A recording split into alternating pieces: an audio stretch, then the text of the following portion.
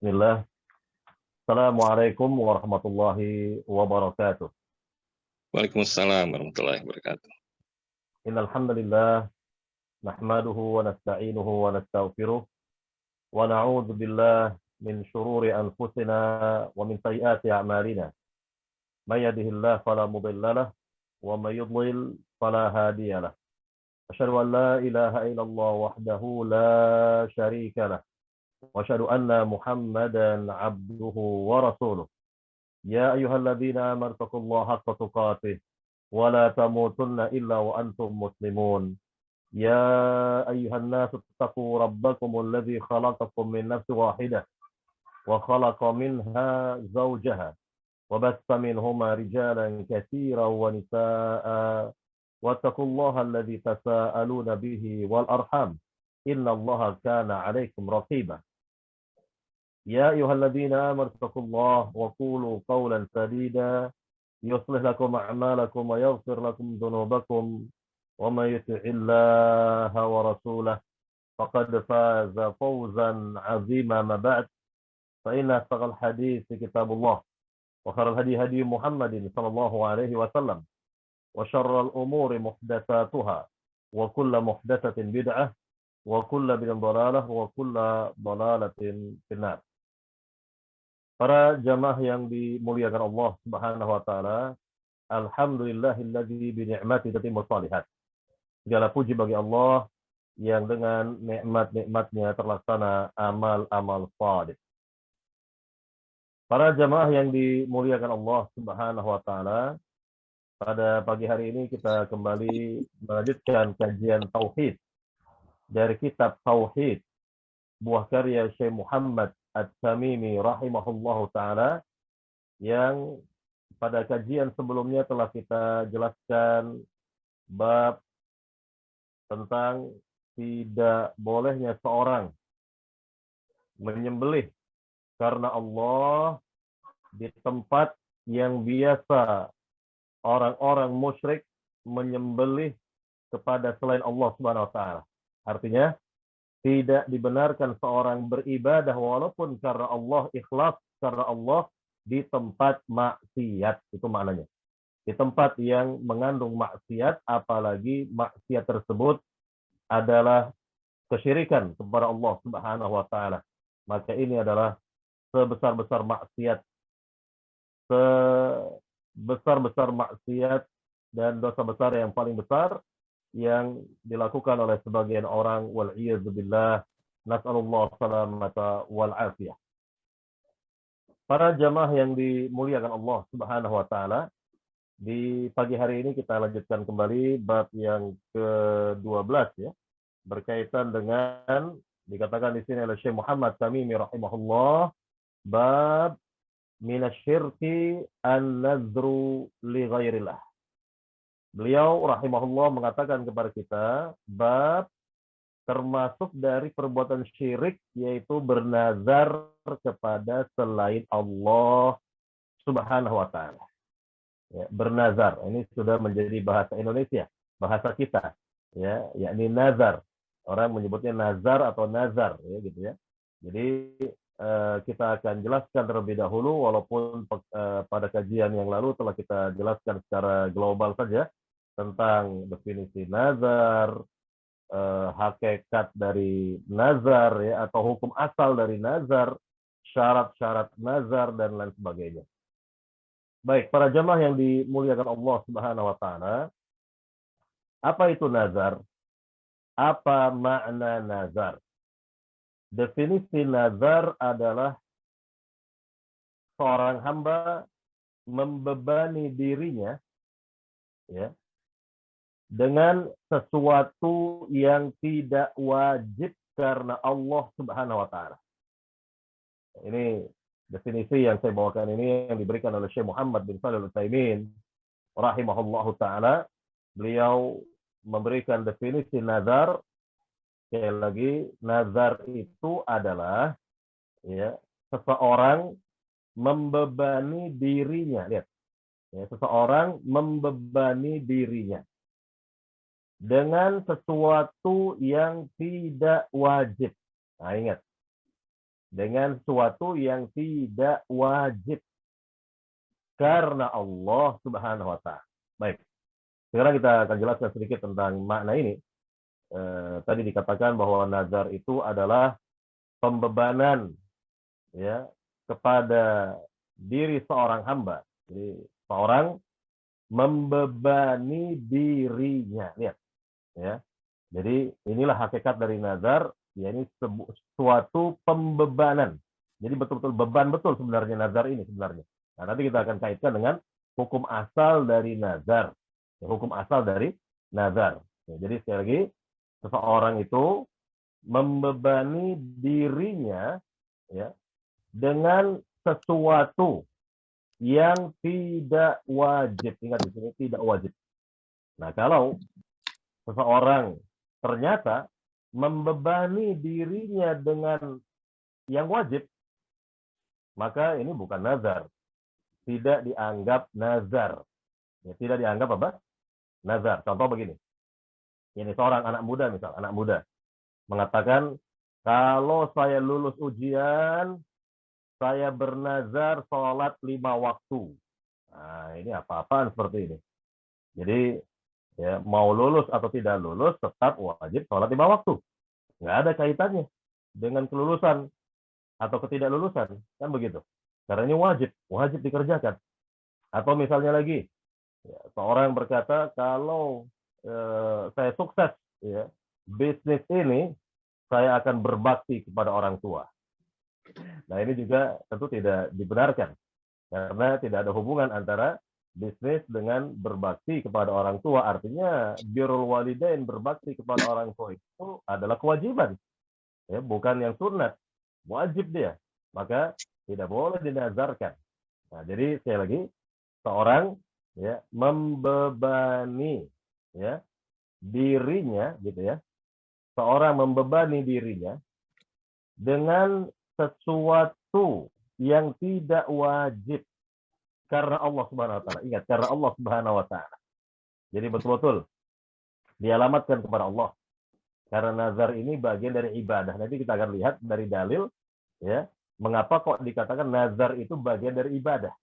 Nanti kita akan lihat dari sisi dalilnya insyaallah taala. Baik, para jemaah yang dimuliakan Allah Subhanahu wa taala, ini tentang makna nazar. Saya berharap ya tentunya semua jemaah bisa memahami makna nazar ini ya. Saya ulangi lagi, definisi nazar itu adalah seseorang membebani dirinya dengan sesuatu yang tidak wajib karena Allah Subhanahu wa taala. Baik, para jemaah yang dimuliakan Allah Subhanahu wa taala, yang berikutnya lagi kita akan jelaskan apa sih hukum asal dari nazar. Hukum asal ya, ingat ini, hukum asal, bukan hukum nazar itu sendiri.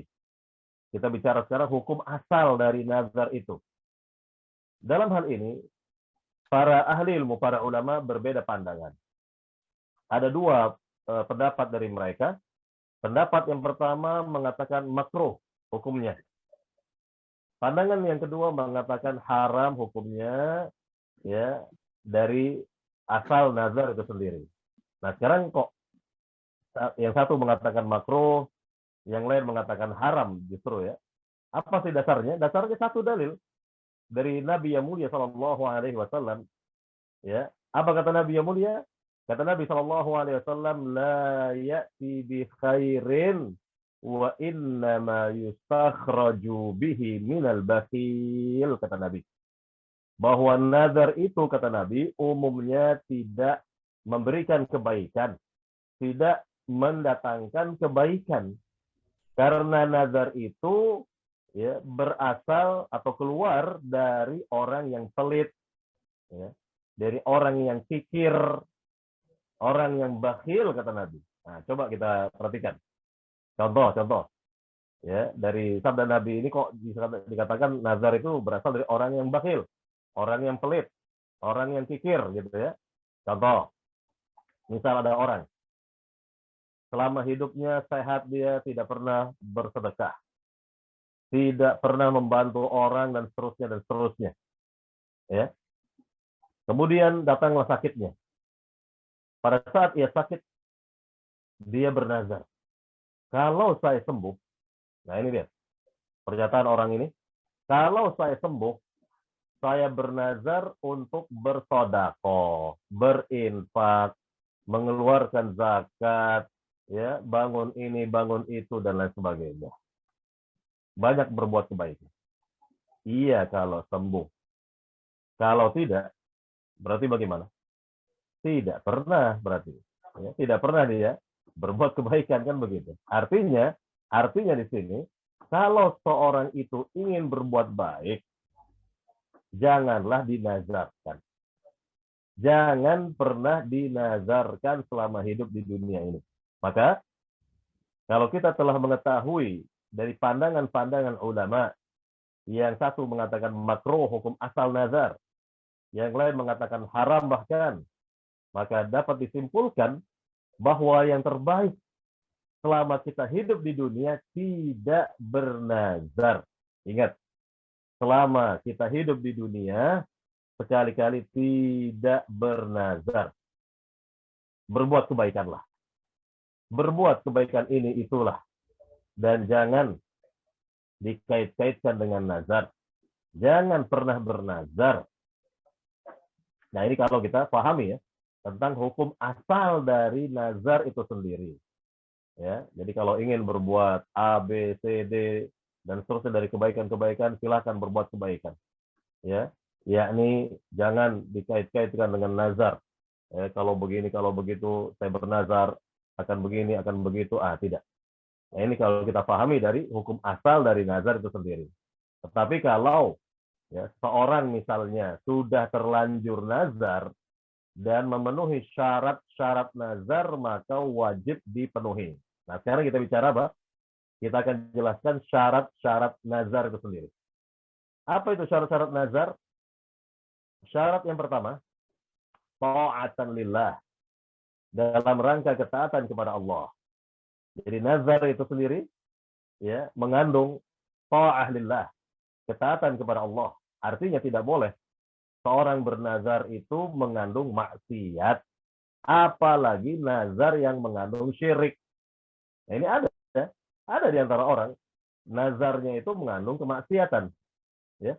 Atau ada pula di antara orang nazarnya itu bahkan mengandung syirik, ya. Nah, ini tidak boleh. Ini berdasarkan hadis yang telah kita lewatkan pada bab sebelumnya, ya, tentang seorang sahabat yang kata sahabat ini, wahai Rasul, saya telah bernazar untuk menyembelih ontak saya di Buanah, gitu ya.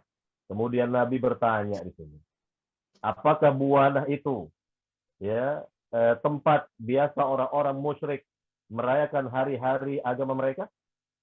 Dijawab oleh sahabat-sahabat yang lain, tidak ada wahai Rasul. Lalu pertanyaan yang kedua, apakah di Buanah itu ada berhala-berhalanya orang-orang musyrikin? Dijawab, tidak ada wahai Rasul. Lalu kata Nabi, aufi binadrik fa innahu la wafa'a li nadrin fi ma'siyatillah. Kalau begitu, tunaikanlah nazarmu itu, ya, sembelihlah ontakmu di Buanah, maka tidak dibenarkan seorang bernazar dalam rangka bermaksiat kepada Allah Subhanahu wa taala. Baik. Jadi syarat nazar yang pertama itu adalah dalam rangka apa? Taat kepada Allah, beribadah, gitu ya. Kemudian syarat yang kedua dari nazar itu adalah sesuatu yang disanggupi. Ingat, sesuatu yang disanggupi. Kalau tidak sanggup, tidak mampu, maka tidak ya boleh yakni seorang bernazar. Contoh ini menyelisih dari syarat yang kedua. Seorang yang miskin, lagi fakir misalnya berkata, saya bernazar tahun ini pergi haji. Nah, ini berabe seperti ini. Karena tidak mampu, tidak ada kemampuan, tidak ada kesanggupan dia untuk bayar ONH. Kan gitu ya. Jadi tidak dibenarkan dia melakukan atau dia berkata seperti ini atau bernazar tadi gitu ya. Jadi yang kedua, syarat yang kedua, ya, yakni dengan suatu yang disanggupi, ya, mampu dia. Kemudian syarat nazar yang ketiga. Syarat nazar yang ketiga adalah dengan sesuatu yang dimiliki, milik pribadi. Ya, milik pribadi. Nah, jadi keluar dari syarat yang ketiga ini, jika seorang berkata, kalau saya, ini anak muda misalnya, kalau saya lulus ujian, saya bernazar akan potong kambing tetangga. Nah, ini nggak boleh. Kambing orang main potong aja. Ya. Nah, ini tidak dibenarkan karena bukan miliknya. Ya, bukan ya miliknya. Jadi sesuatu yang dimiliki. Itulah 3 syarat nazar. Saya ulangi, nazar itu memiliki 3 syarat yang harus terpenuhi. Kalau tidak terpenuhi maka tidak sah nazarnya. Nazar yang pertama adalah ta'atan lillah, dalam rangka ketaatan kepada Allah Subhanahu wa taala. Syarat yang kedua adalah dengan sesuatu yang ya disanggupi, mampu untuk dilaksanakan, dikerjakan. Kemudian yang ketiga adalah sesuatu yang dimiliki, ya, dimiliki. Baik, para jamaah yang dimuliakan Allah Subhanahu wa taala, ini berkaitan dengan syarat-syarat dari nazar itu sendiri. Nah, sekarang kita akan melihat kepada bab ini, di mana Syekh Muhammad Tamimi rahimahullah menyatakan babun minasyirki an-nadhru li ghairillah. Bab termasuk dari perbuatan syirik adalah bernazar kepada selain Allah Subhanahu wa taala. Jadi pada dasarnya nazar itu bagian dari ibadah. Maka tidak boleh ibadah apapun disimpangkan, diselewengkan, diarahkan kepada selain Allah. Hendaknya semua ibadah itu karena Allah, untuk Allah, lillahi ta'ala. Ya, bukan ya karena siapa-siapa, bukan karena makhluk, bukan karena ini, karena itu dan sebagainya, bukan. Karena Allah Subhanahu wa taala. Baik. Para jamaah yang dimuliakan Allah Subhanahu wa taala, kita berbicara yang berikutnya berkaitan dengan ya jenis-jenis nazar. Ya, jenis-jenis nazar. Yakni ada beberapa jenis atau nazar itu, ya, beberapa macamnya atau jenisnya. Yang pertama sekali adalah yaitu nazar yang wajib dikerjakan. Ya, bagaimana itu? Nazar yang wajib dikerjakan yaitu nazar yang mengandung ketaatan. Yakni yang terpenuhi syarat-syaratnya tadi, mengandung ketaatan kepada Allah Subhanahu wa taala. Ya, karena Nabi mengatakan dalam hadis yang mulia dari hadis Aisyah, "Man nazara ay yuti' Allah falyuti'hu." Barang siapa bernazar untuk mentaati Allah, maka laksanakanlah, kerjakan. Ini perintah dari Nabi untuk mengerjakan. Jadi ini nazar yang sifatnya wajib. Ya, sifatnya wajib artinya terpenuhi syarat-syaratnya, ya, maka wajib untuk dikerjakan, dilaksanakan. Baik. Kemudian nazar yang kedua adalah nazar yang mengandung maksiat, yang tidak wajib atau bahkan memang tidak boleh dikerjakan, haram untuk dikerjakan, yaitu mengandung maksiat. Karena Nabi SAW mengatakan dalam hadis yang mulia, "Wa man nazara ay ya'sillaha fala ya'sih."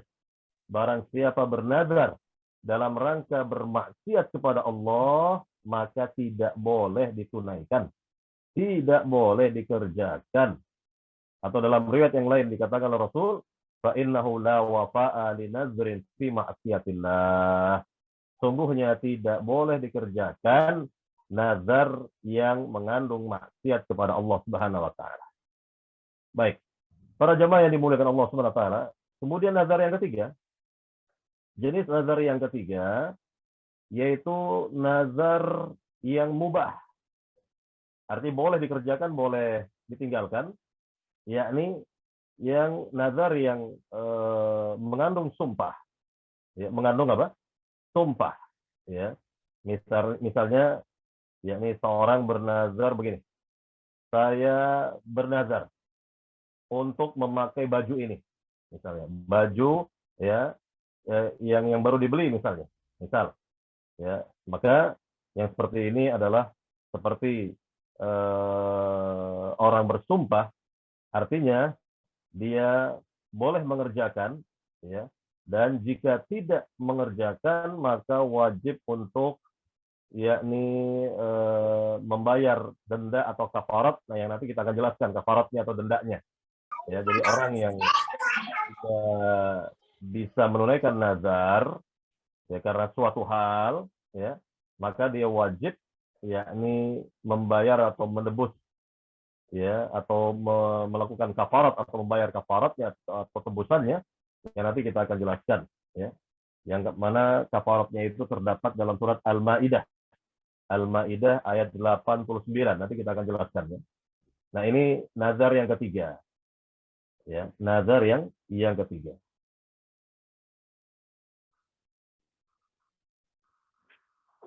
Baik. Para jamaah yang dimuliakan Allah Subhanahu wa taala, nazar yang berikutnya, jenis nazar yang berikutnya adalah nazar yang makruh, ya, nazar yang sifatnya makruh. Ya, sifatnya makruh, maka tentunya makruh pula untuk dikerjakan, ya, makruh pula untuk dilaksanakan, dan tentunya tidak dikerjakan, tidak dilaksanakan, sehingga dia wajib untuk menebus atau membayar kafarat, ya, dari nazar yang sifatnya makruh tersebut, ya, makruh tersebut. Baik. Para jamaah yang dimuliakan Allah Subhanahu wa taala,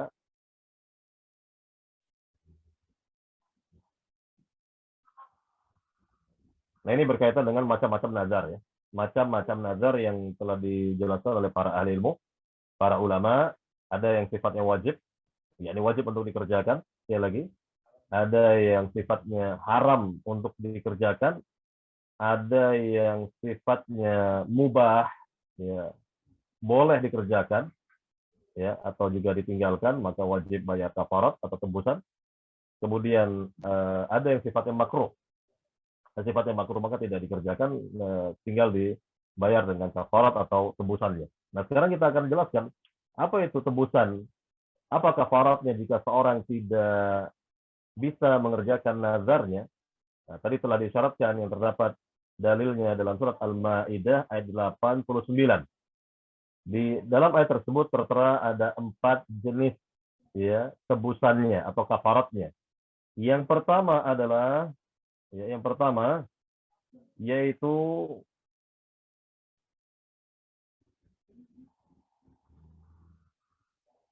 memberikan makan kepada 10 orang miskin, ya.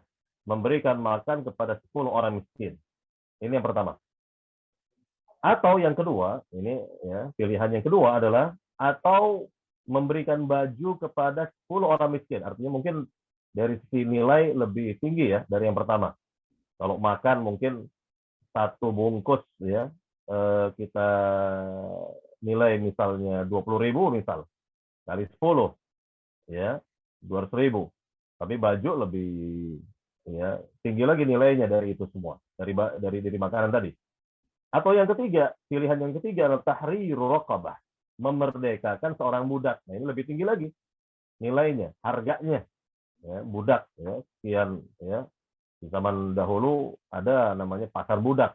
Orang biasa bertransaksi, jual beli, ya, budak, ya, di pasar budak, dan tergantung, ya, dari semua penilaian yang ada pada budak itu, ya, dinilai dari fisiknya barangkali, dinilai dari ketampanan, kecantikan barangkali, dinilai dari kekuatannya, fisiknya, dan sebagainya lah.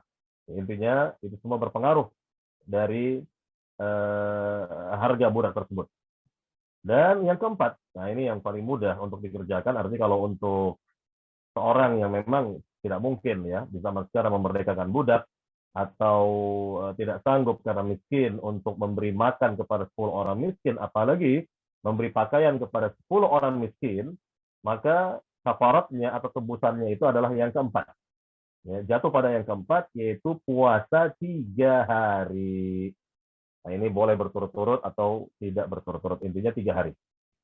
Jadi sekali lagi, inilah kafarat yang Allah jelaskan dalam surat Al-Maidah ayat 89. Baik, para jamaah yang dimuliakan Allah Subhanahu wa taala, kita lanjut sekarang kepada isi dari bab ini yang terdapat sekian dalil yang dibawakan oleh Syekh Muhammad At-Tamimi rahimahullahu taala, ya, dalil yang pertama bisa kita lihat dalam surat Al-Insan ayat yang ke-7 ya. Dalam surat Al-Insan di mana Allah Subhanahu wa taala memuji para hamba yang dapat menunaikan nazarnya. Apa kata Allah Subhanahu wa taala? Yufuna bin nazri wa yakhafuna yawman kana syarruhu mustatira. Nah, di sini Allah nyatakan yang menjadi syahid dalam ayat ini, yufuna bin nazri. Yufuna bin nazri. Yakni mereka dapat menunaikan nazar. Nah, kita bisa melihat bahwa ayat ini ya, yakni berkaitan dengan ayat-ayat sebelumnya di mana Allah Subhanahu wa taala ya memuji al-abrar, innal abrara yashrabuna min ka'sin kana mizajuha kafura. Innal abrar, sungguhnya abrar, orang-orang yang baik, orang-orang yang ya dikatakan abrar sekali lagi, masya Allah, maka inilah ya berkaitan dengan sekali lagi ya, berkaitan sekali lagi dengan keutamaan ya orang-orang yang yakni dipuji oleh Allah, orang-orang yang dipuji oleh Allah Subhanahu wa taala ya, di mana apabila ada suatu pekerjaan atau suatu ibadah ya, suatu ibadah yang ibadah itu ya, atau pekerjaan tersebut atau perbuatan tersebut dipuji oleh Allah, dipuji oleh Rasul, yakni dipuji oleh agama ya, dalam rangka mengerjakannya misalnya ataupun meninggalkannya misalnya, maka itu bagian dari ibadah. Jadi ibadah itu sebenarnya sangatlah luas sekali maknanya. Nah, sekarang kita ingatkan lagi tentang definisi ibadah. Makna ibadah. Apa itu ibadah? Apa itu ibadah? Ibadah adalah ismun jami'un likulli ma yuhibbuhu Allah wa yardah min qawlin aw amal zahiran aw batina. Ibadah adalah suatu nama yang mencakup apa saja yang dicintai dan diridhai oleh Allah, dicintai dan diridhai oleh Allah, baik itu ucapan maupun perbuatan yang nampak atau tidak nampak. Ingat, ya, ibadah adalah suatu nama yang mencakup segala sesuatu yang dicintai dan diridhai oleh Allah, baik ucapan maupun perbuatan yang nampak atau tidak nampak. Nah, itulah makna dari ibadah. Definisi ibadah. Jadi ibadah itu kalau kita lihat definisi sangat luas sekali.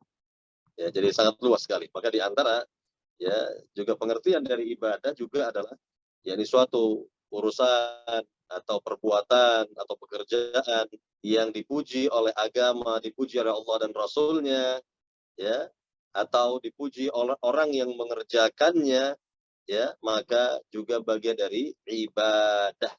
Nah, di sini kembali kita kepada ayat yang mulia tadi, ya, yufuna bin nadri, kata Allah, yakni orang-orang yang dapat menunaikan nazarnya, orang-orang yang dapat menunaikan nazarnya. Disinilah pujian Allah. Allah Subhanahu wa taala memuji siapa saja yang dapat menunaikan nazar. Tapi ingat, harus diingat, ini orang-orang yang telah terlanjur bernazar ya. Orang-orang yang telah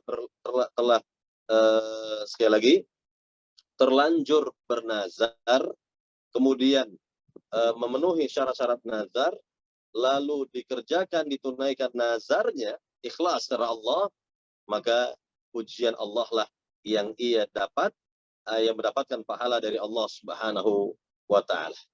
Ya, yufuna bin nadri.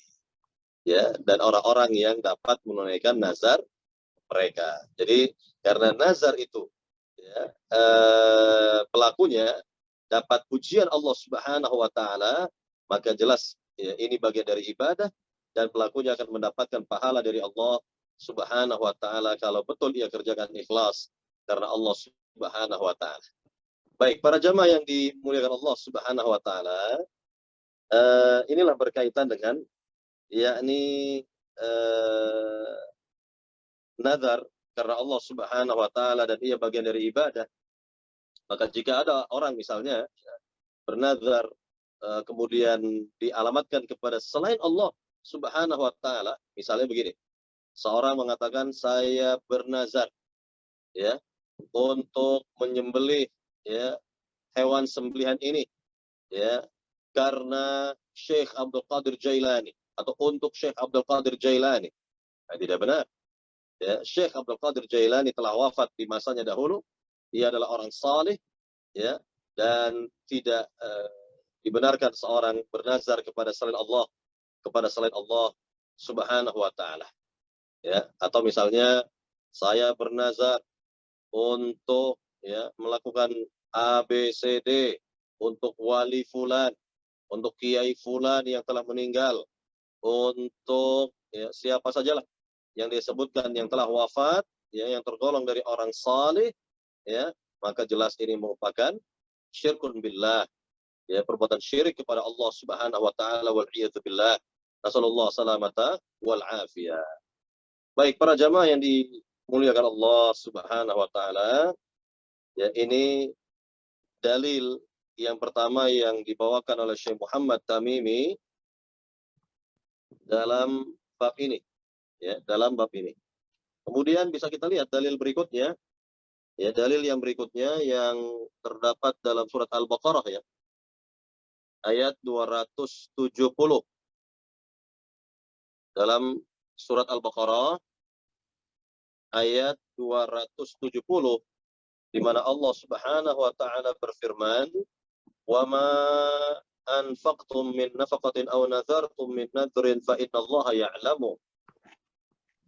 Dan apa-apa yang kalian nafkahkan atau nazarkan, maka sungguhnya Allah mengetahui.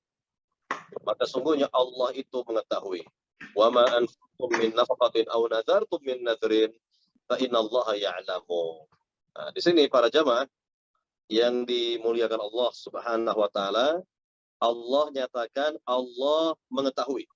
Fa innallaha ya'lamu. Sungguhnya Allah pasti mengetahui.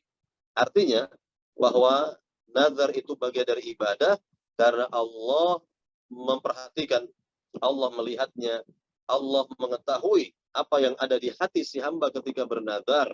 Apakah karena Allah atau bukan karena Allah, pasti Allah tahu. Pasti Allah mengetahui. Jika Allah ya yakni jika di hati si hamba ini ikhlas, dia kerjakan nazarnya karena Allah, maka akan diberi pahala. Namun jika tidak ikhlas atau dialamatkan kepada selain Allah Subhanahu wa taala wal iyad billah, maka ini merupakan asyirku billah, perbuatan syirik kepada Allah Subhanahu wa taala. Baik para jamaah yang dimuliakan Allah Subhanahu wa taala, ini berkaitan dengan dalil yang kedua ya. Dalil yang kedua ya.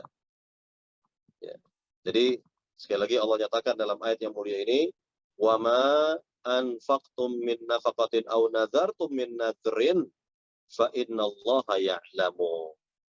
Dan apa-apa yang kalian nafkahkan dan apa-apa yang kalian nazarkan, maka sungguhnya Allah pasti mengetahuinya. Yakni pasti Allah akan memberikan balasannya. Apakah balasan kebaikan atau keburukan bagi si hamba tergantung niat dia ketika bernazar. Jika lillahi ta'ala pasti akan diberi pahala. Namun jika ya li ghairillah, kepada selain Allah Subhanahu wa taala, bukan karena Allah, maka tidak akan diberi pahala oleh Allah Subhanahu wa taala. Baik, para jamaah yang dimuliakan Allah Subhanahu wa taala, ini dalil yang kedua. Ya, dalil yang kedua. Sekarang kita lihat dalil yang ketiga, ya, yakni hadis yang sahih yang diriwayatkan oleh Imam Bukhari dari Aisyah radhiyallahu taala anha, dari Aisyah radhiyallahu taala anha, ya, dikatakan wa fi sahih an Aisyah radhiyallahu anha anna Rasulullah sallallahu alaihi wasallam qala man nadhara an yuti'a Allah falyuti'hu wa man nadhara an ya'si Allah fala ya'sih. Fala ya'sih. Artinya di dalam kitab Sahih Bukhari, ya, kitab Al-Aiman wan Nuzur, kitab tentang sumpah dan nazar, gitu ya, dari Aisyah, ini Ummul Mukminin, ibunda orang-orang yang beriman, istri Nabi yang mulia, Abu Bakar As-Siddiq, binti Abu Bakar As-Siddiq, ya, binti Abu Bakar As-Siddiq, putri dari Abu Bakar As-Siddiq radhiyallahu taala an, ya. Beliau membawakan hadis yang mulia ini. Perlu kita fahami sedikit bahwa Aisyah adalah istri Nabi yang mulia yang banyak meriwayatkan hadis-hadis dari Nabi Sallallahu Alaihi Wasallam. Tentunya ini merupakan hikmah yang besar dari Allah Subhanahu Wa Taala. Mengapa Allah perintahkan Nabi untuk menikah dengan Aisyah? Ya, karena di antara hikmahnya adalah Aisyah yang masih muda belia itu dapat menghafal sekian banyak hadis, ya, sekian banyak hadis dari Nabi Sallallahu Alaihi Wasallam, ya, terutama berkaitan dengan masalah keluarga, ya, hubungan suami istri dan seterusnya berkaitan dengan keluarga. Nah, inilah tentang Aisyah radhiyallahu taala anha, dan banyak keutamaan dari Aisyah radhiyallahu taala anha. Jadi kalau kita bicara tentang keutamaan beliau ini banyak sekali, ya, sangat-sangat banyak sekali. Cukuplah satu hadis Nabi Sallallahu Alaihi Wasallam ketika Nabi suatu saat ditanya oleh salah seorang sahabat, ayun nasi, ya Rasulullah, ayun nasi habilaik, wahai Rasul, siapakah orang yang paling kau cintai? Jujur Nabi mengatakan Aisyah. Kemudian sahabat ini bertanya lagi, faminar rijal, kalau dari kalangan laki-laki siapa? Jawab Nabi, abuha, bapaknya Aisyah, itu Abu Bakar As-Siddiq radhiyallahu taala an. Baik, para jamaah yang dimuliakan Allah Subhanahu wa taala, di sini kembali kita kepada hadis Aisyah di sini, di mana Rasulullah Sallallahu Alaihi Wasallam, ya, menyatakan kepada kita semua, man nazara ayyuti' Allah falyuti'hu, kata Nabi.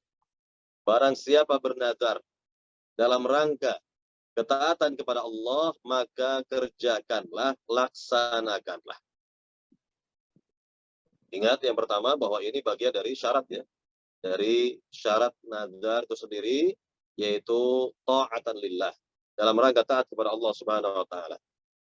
Kemudian bisa kita lihat juga di sini bahwa nazar itu bagian dari ibadah, karena dalam rangka ketaatan kepada Allah Subhanahu wa taala. Jadi bagian dari, ya, ibadah atau bentuk dari ibadah. Karena nazar itu hakikatnya adalah ta'atan lillah, dalam rangka taat kepada Allah Subhanahu wa taala. Maka di sini Nabi menyatakan falyuti'hu, wajib ia kerjakan, wajib dilaksanakan, kata Nabi Sallallahu Alaihi Wasallam. Nah, kemudian sebaliknya Nabi mengatakan, wa man nadzara ayya'si Allah fala ya'sih, kata Nabi.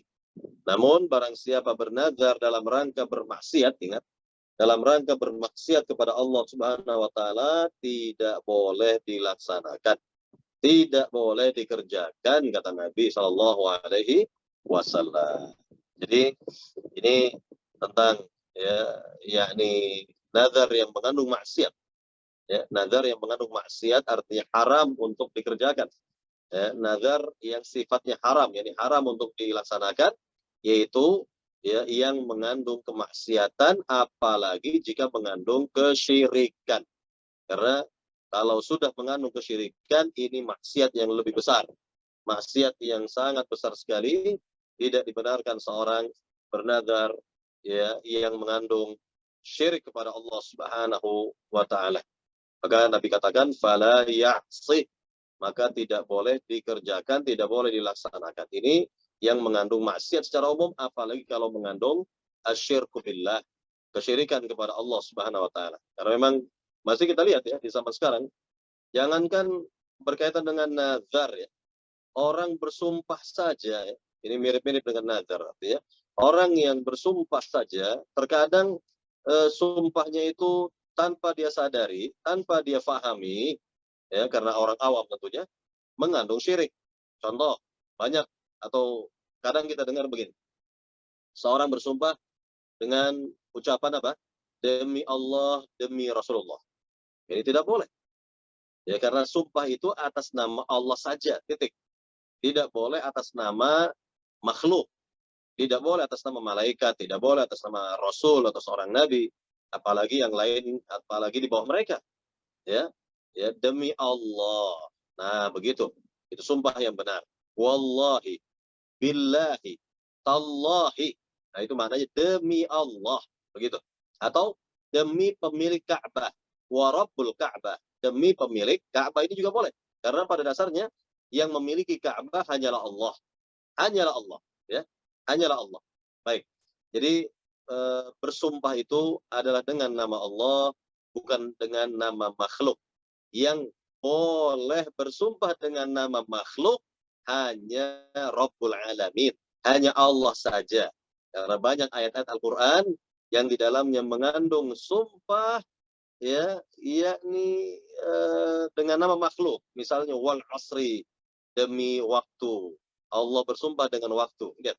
Karena waktu merupakan makhluk dari makhluk-makhluk Allah Subhanahu wa taala, ya, demi matahari, demi bulan misalnya, ya, dan lain sebagainya, ya, dan lain sebagainya. Jadi banyak sekali berkaitan dengan Allah bersumpah dengan nama makhluk. Ini Allah la yus'alu amma yaf'al wa hum yus'alun. Allah tidak akan ditanya apa yang Allah kerjakan, namun manusialah yang akan ditanya apa yang manusia kerjakan, ya. Sekali lagi, Allah boleh, Allah bisa bersumpah dengan makhluk. Tapi kita sebagai makhluk tidak boleh bersumpah dengan nama makhluk. Ini berkaitan dengan masalah sumpah. Juga sama dengan nazar tadi, tidak boleh kita bernazar, ya, untuk atau kepada selain Allah Subhanahu wa taala. Ya. Baik, para jamaah yang dimuliakan Allah Subhanahu wa taala, ya.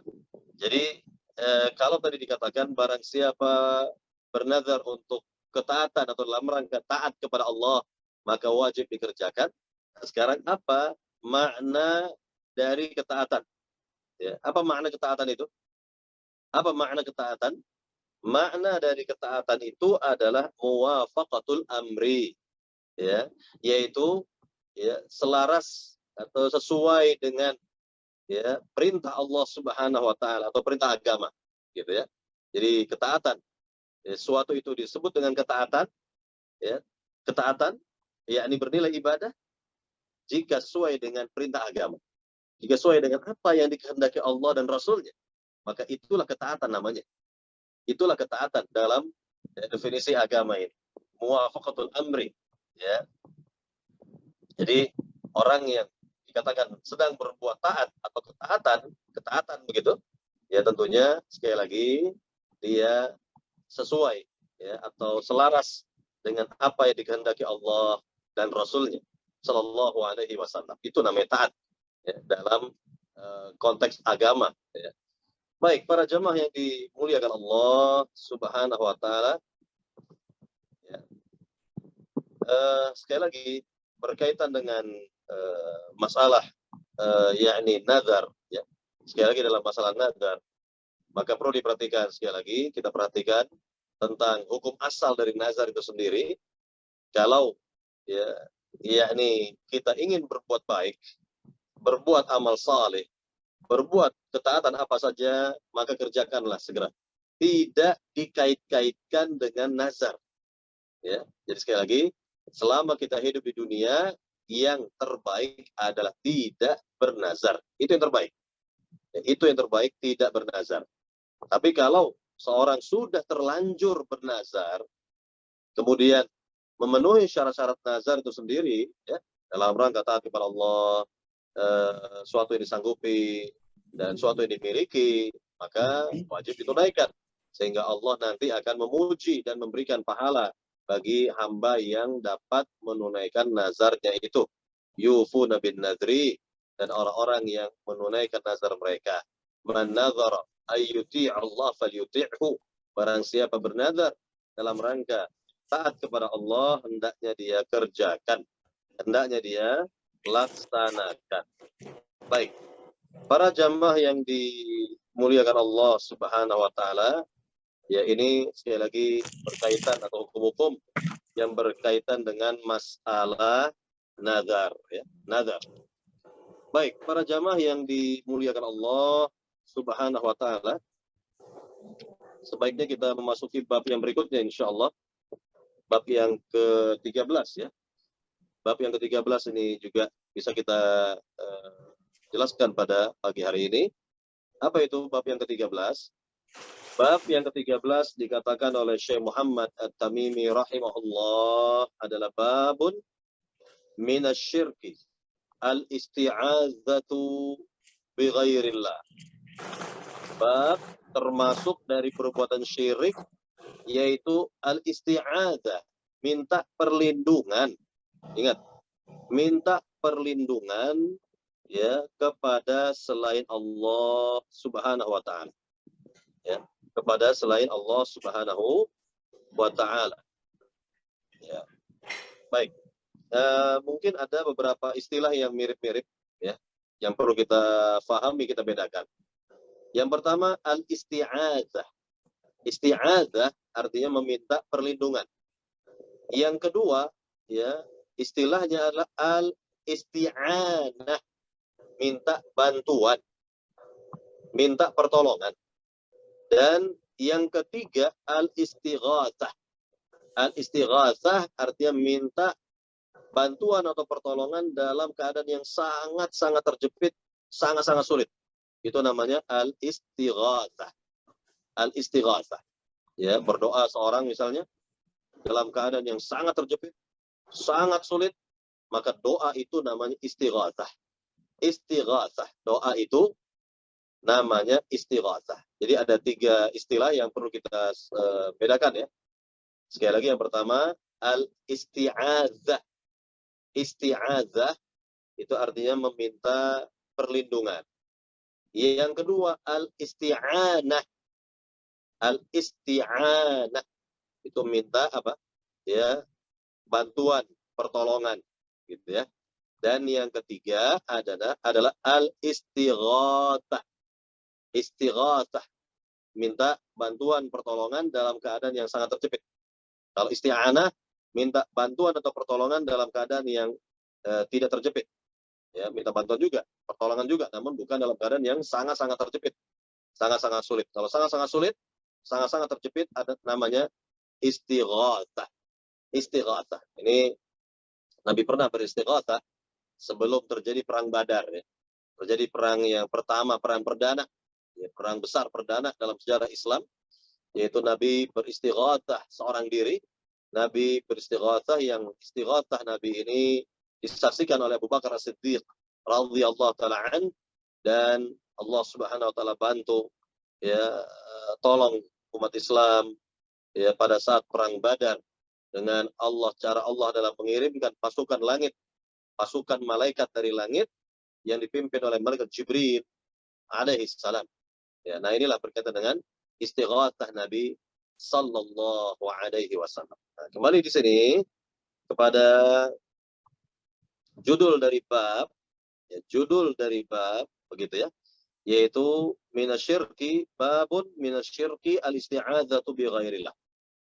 Bab termasuk dari perbuatan syirik adalah minta perlindungan kepada selain Allah. Artinya perlu kita bedakan di sini. Minta perlindungan yang bagaimana? Nah, ini dia. Minta perlindungan yang bagaimana. Jadi ya, berkaitan dengan minta perlindungan di sini tidak mutlak semua perlindungan, tidak. Ya, misalnya begini. Ada seorang si A misalnya datang kepada si B, minta perlindungan B. Ya, dalam suatu hal misalnya. Lalu si B menyanggupi, sanggup dia untuk melindungi si A, maka ya dibenarkan seperti ini, boleh saja seperti ini dalam hal-hal yang memang tidak bermasalah dalam hukum agama, dibenarkan oleh hukum agama. Atau contohnya lagi lah, yakni seorang datang ke suatu negeri minta suaka politik, minta perlindungan ya, jaminan keselamatan dirinya ya. Maka kalau penguasa atau pemerintahan ya menyanggupi, maka orang tersebut dilindungi dan wajib dihormati, dimuliakan oleh penduduk negeri tersebut karena penguasanya, pemerintahannya telah menyanggupi untuk melindunginya. Nah, sekali lagi, ini berbeda ya. Jadi perlu kita bedakan antara minta perlindungan kepada makhluk yang memang disanggupi, tidak ada masalah, tidak berseberangan, tidak bertentangan dengan agama atau akidah, maka boleh. Ya. Yang tidak boleh, itu yakni pelaku kejahatan. Kalau pelaku kejahatan minta perlindungan, ya, lalu kok dilindungi? Jelas-jelas dia pelaku kejahatan. Apakah jahat dalam bidang dunia, apalagi agama? Maka tidak boleh dilindungi. Bahkan Nabi SAW melaknat, ya, melaknat orang yang melindungi pelaku kejahatan. Ya, yakni dengan sabda Nabi SAW, ya, la'anallahu man awa muhdithan, kata Nabi. La'anallah, semoga Allah melaknat orang yang melindungi pelaku kejahatan. Ya, naudzubillah. Ini dapat laknat dari Allah. Dapat laknat dari Allah Subhanahu wa taala siapa saja yang jelas-jelas nyata-nyata, ya, sadar dia, faham dia bahwa si fulan adalah pelaku kejahatan lalu dilindungi, ya, maka telah mendapat laknat atau mendapat laknat dari Allah Subhanahu wa taala berdasarkan hadits Nabi sallallahu alaihi wasallam tadi. Maka tidak boleh kita melindungi pelaku kejahatan, baik kejahatan bersifat duniawi apalagi ukhrawi, agama. Baik, para jamaah yang dimuliakan Allah Subhanahu wa taala, kembali di sini yang dimaksud dari bab ini, bab termasuk dari perbuatan syirik adalah meminta perlindungan kepada selain Allah, yakni dalam hal-hal yang memang tidak sanggup makhluk untuk melindungi. Tidak mampu seorang makhluk untuk melindungi, dan perlindungan itu hanya datang dari Allah, hanya bisa datang dari Allah Subhanahu wa taala, maka mintalah perlindungan hanya kepada Allah.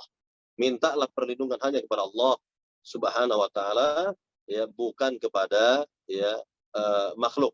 Ya, bukan kepada, ya, siapa, tapi hanyalah minta kepada Allah saja.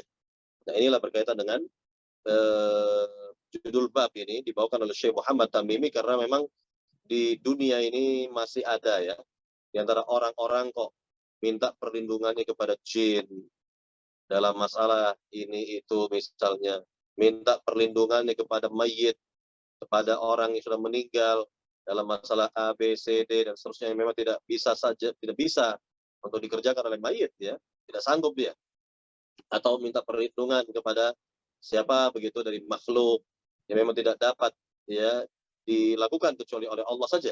Allah yang bisa melakukannya, Allah yang dapat melindungi. Mengapa kita meminta perlindungan kepada selain Allah Subhanahu wa taala? Baik, para jamaah yang dimuliakan Allah Subhanahu wa taala, ini banyak, ya. Ya, ini berkaitan dengan kalimat-kalimat isti'adzah, minta perlindungan yang kita ucapkan. Contohnya kalau kita ingin baca Quran itu, kita menyebutkan atau membaca dulu kalimat, ya, at-ta'awudz, a'udzu, ya, a'udzu, ya, a'udzu billahi minasyaitonir rajim. Aku berlindung kepada Allah dari gangguan syaitan yang terkutuk. Lihat, kita mintanya kepada Allah, minta perlindungan kepada Allah. Contohnya lagi, ya, ketika kita keluar rumah, ya, kita minta perlindungan kepada Allah dari 4 hal yang berbahaya. Apa itu? Apa bacaan ketika kita keluar dari rumah? Bismillahi tawakkaltu 'ala Allah, la haula wala quwata illa billah. Allahumma inni a'udzu bika an azilla aw uzalla, an adilla aw udalla, an azlama aw uzlama, an ajhala aw yujhala alayya.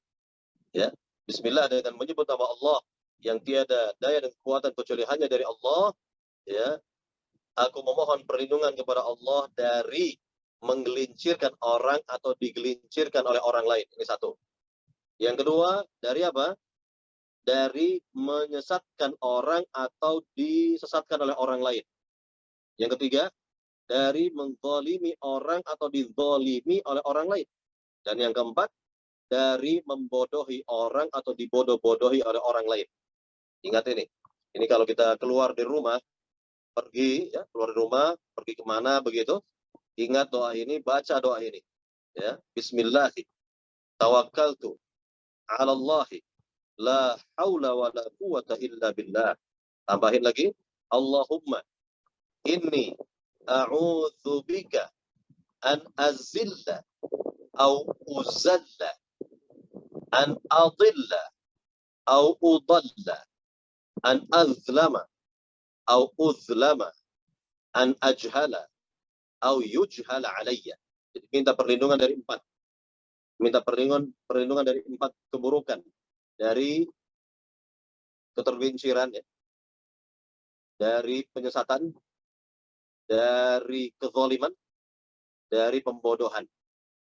Dibodohi oleh orang gitu ya, atau kita membodohi orang lain. Nah, inilah ya, yakni minta perlindungan dari empat keburukan tadi. Nah, maka inilah yang kita baca, yang sebagaimana Nabi dan para sahabat membacanya. Dan kita juga minta perlindungan kepada Allah, ya, Azza wa Jal, dari berbagai hal. Atau misalnya kita punya anak atau ponakan, ya, atau siapa begitu, anak kecil, boleh saja kita doakan, ya, kita katakan, kita doakan untuk anak ini, misalnya untuk seorang anak, u'idzuka bikalimatillahi tamati min syarri kulli syaitanin wahammah wa min kulli ainin lamah.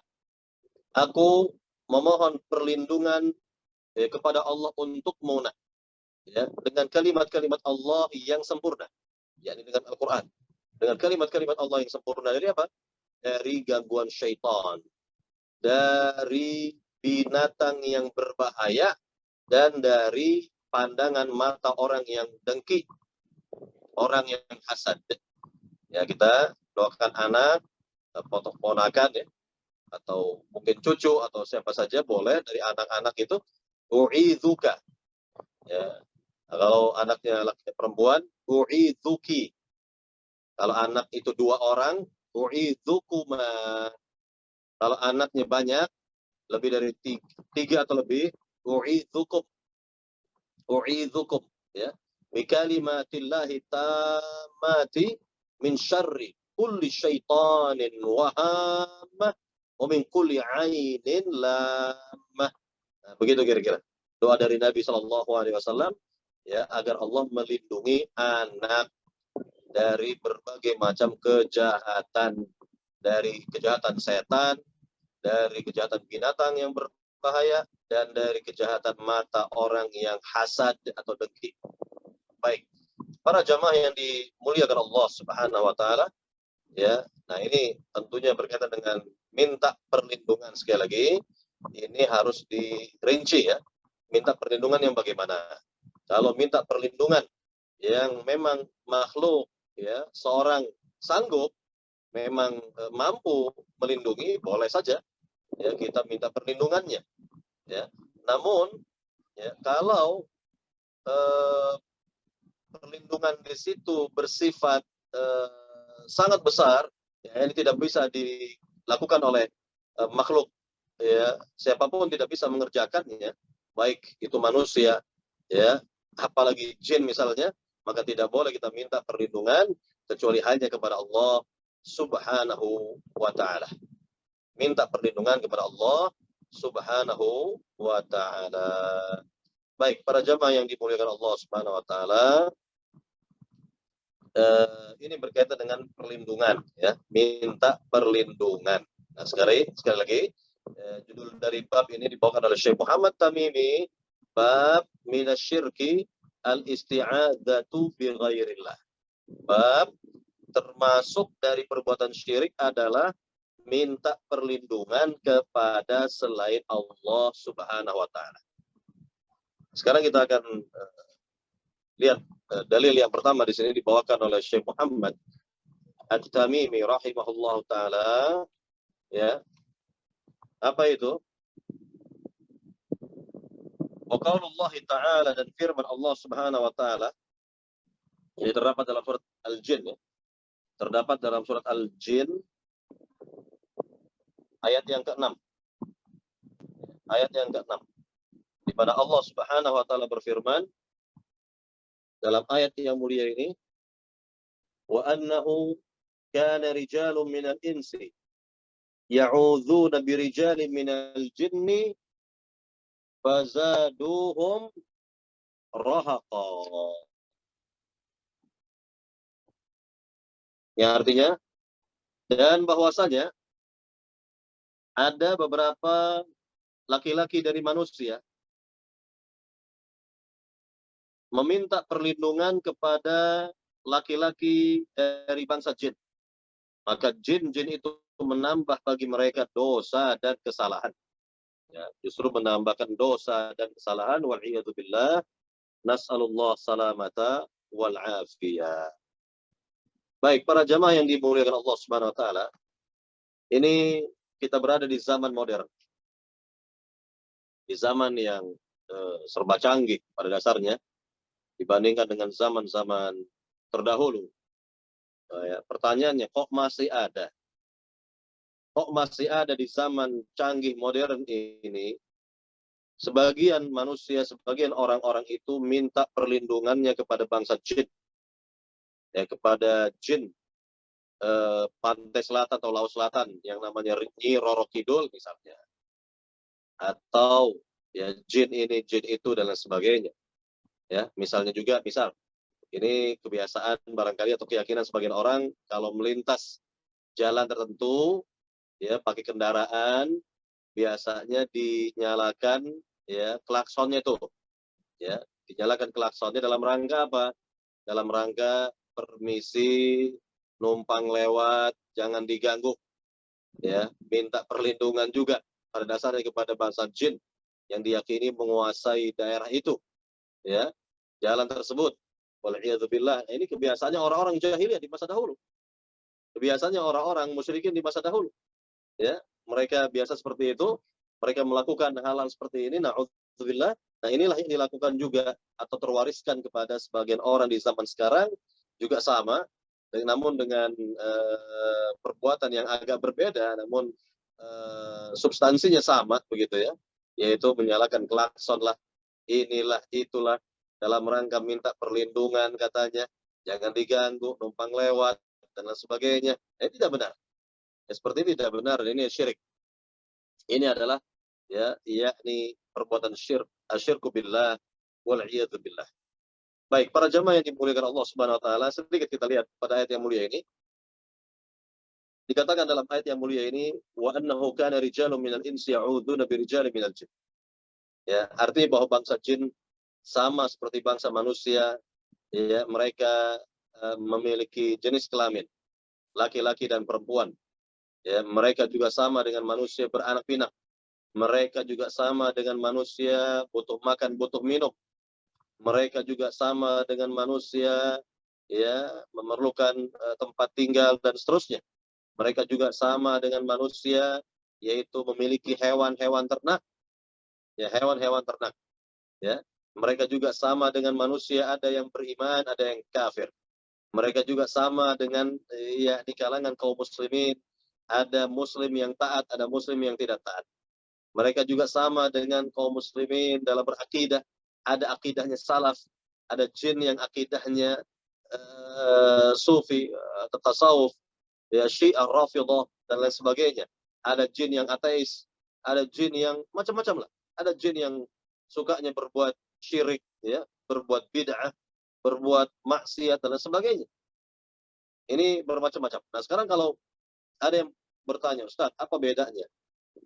Apa bedanya antara iblis, jin, dan setan? Ya, iblis, jin, setan gitu. Apa bedanya itu?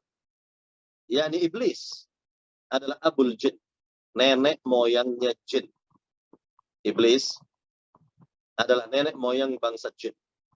Sedangkan jin adalah makhluk yang Allah cipta dari api, yang tidak dapat terlihat oleh mata kita yang terbatas ini, yang lemah ini. Ya, jadi mereka berada di alamnya, alam gaib namanya, alam jin. Ya, kita di alam nyata, ya, alam manusia, kan begitu. Ya, jadi masing-masing saja ya, berada pada urusannya, berada pada hidup dan kehidupannya, dan tidak dibenarkan kita bermuamalah dengan bangsa jin. Karena terbukti tidak ada seorang pun sahabat bermuamalah dengan jin. Kita bermuamalah dengan sesama manusia saja terkadang sulit, ya, susah, ya, payah begitu. Apalagi ini dengan bangsa jin yang memang tidak terlihat pada dasarnya oleh mata kita yang terbatas ini.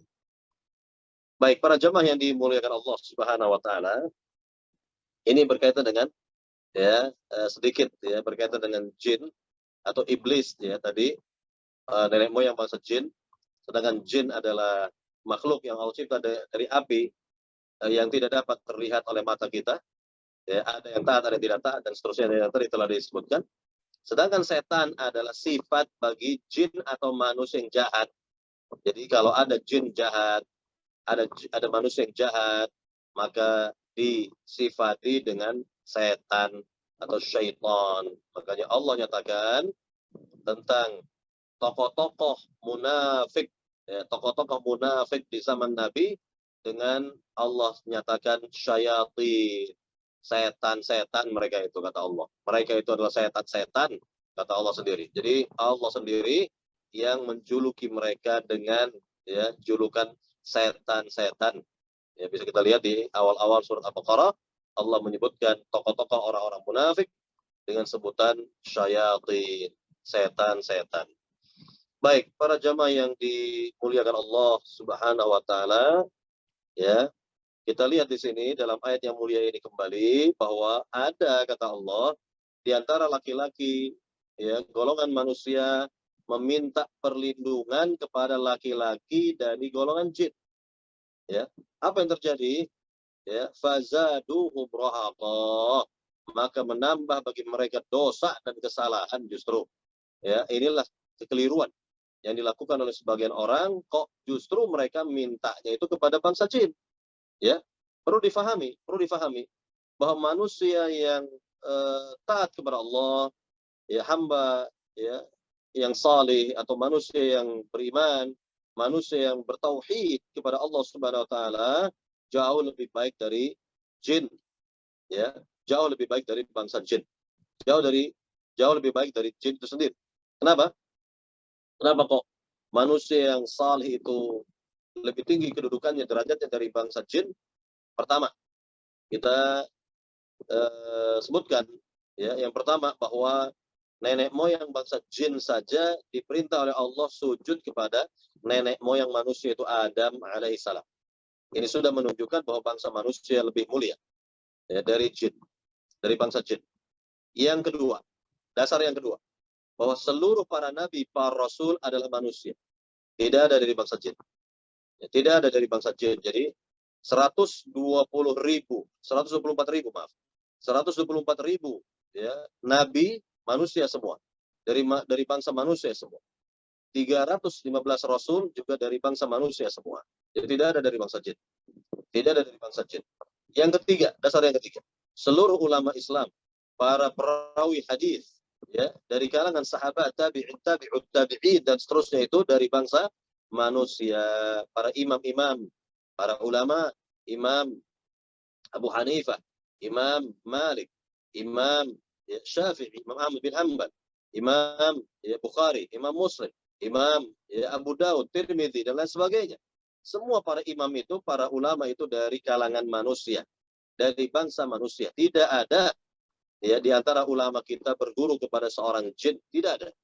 Nah, ini semua menunjukkan bahwa bangsa manusia jauh lebih baik dari bangsa jin itu sendiri. Nah, kaitannya dengan ayat yang mulia ini, kok bisa-bisanya manusia itu minta perlindungan kepada bangsa jin. Nah, inilah yang perlu kita pahami ya.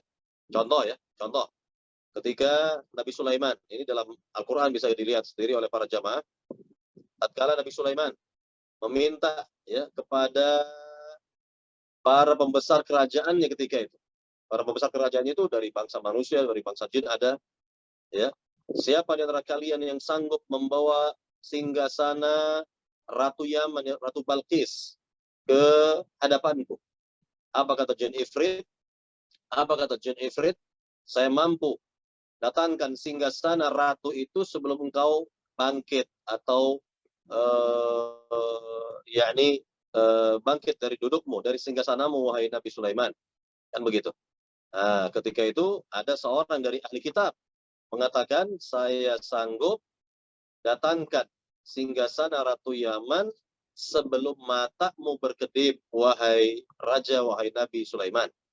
Maka benarlah apa yang dikatakan oleh orang itu, ya, orang saleh tersebut, sebelum mata Nabi Sulaiman berkedip, ya, singgasana sang ratu sudah ada di hadapan Nabi yang mulia Nabi Sulaiman alaihissalam. Maka ini merupakan keutamaan manusia dari, ya, manusia yang saleh tadi, dari jin ifrit, ya, yang ada di masa Nabi Sulaiman. Nah, ini contoh saja. Contoh bahwa manusia itu kok lebih mulia, lebih tinggi kedudukannya, derajatnya di sisi Allah Subhanahu wa taala jika ia beriman, jika ia beramal saleh, jika ia bertakwa, bertauhid kepada Allah Subhanahu wa taala. Jadi ini perlu kita pahami di sini. Yang perlu kita pahami di sini bahwa kedudukan manusia jauh lebih baik dari bangsa jin. Allah menyatakan, Allah berfirman dalam ayat yang mulia, "Walaqad karramna bani Adama wa hamalnahum fil barri wal bahri wa razaqnahum minat thayyibati wa faddalnahum ala katsirin mimman khalaqna tafdila." Dan sungguh kami telah muliakan manusia dan kami berikan kelebihan kepada manusia, ya, baik kami mudahkan perjalanannya baik di darat maupun di lautan, dan kami berikan kepada manusia hal-hal yang makanan-makanan yang baik, yang thayyib, dan ya, kami lebihkan manusia dengan kelebihan yang banyak, atas kebanyakan makhluk yang kami cipta. Walaqad karramna bani Adama wa hamalnahum fil barri wal bahri wa razaqnahum minat thayyibati wa faddalnahum ala katsirin mimman khalaqna tafdila. Baik, para jamaah yang dimuliakan Allah Subhanahu wa taala, ini keterangan dari Rabbul Alamin, keterangan dari Allah Subhanahu wa taala, ya, berkaitan dengan keutamaan manusia dari bangsa jin, bahkan dari makhluk-makhluk yang lainnya. Tentunya hanya di alam semesta ini, ya. Di alam semesta ini hanya ada dua makhluk yang mukallaf, terbebani menjalankan agama, yaitu jin dan manusia.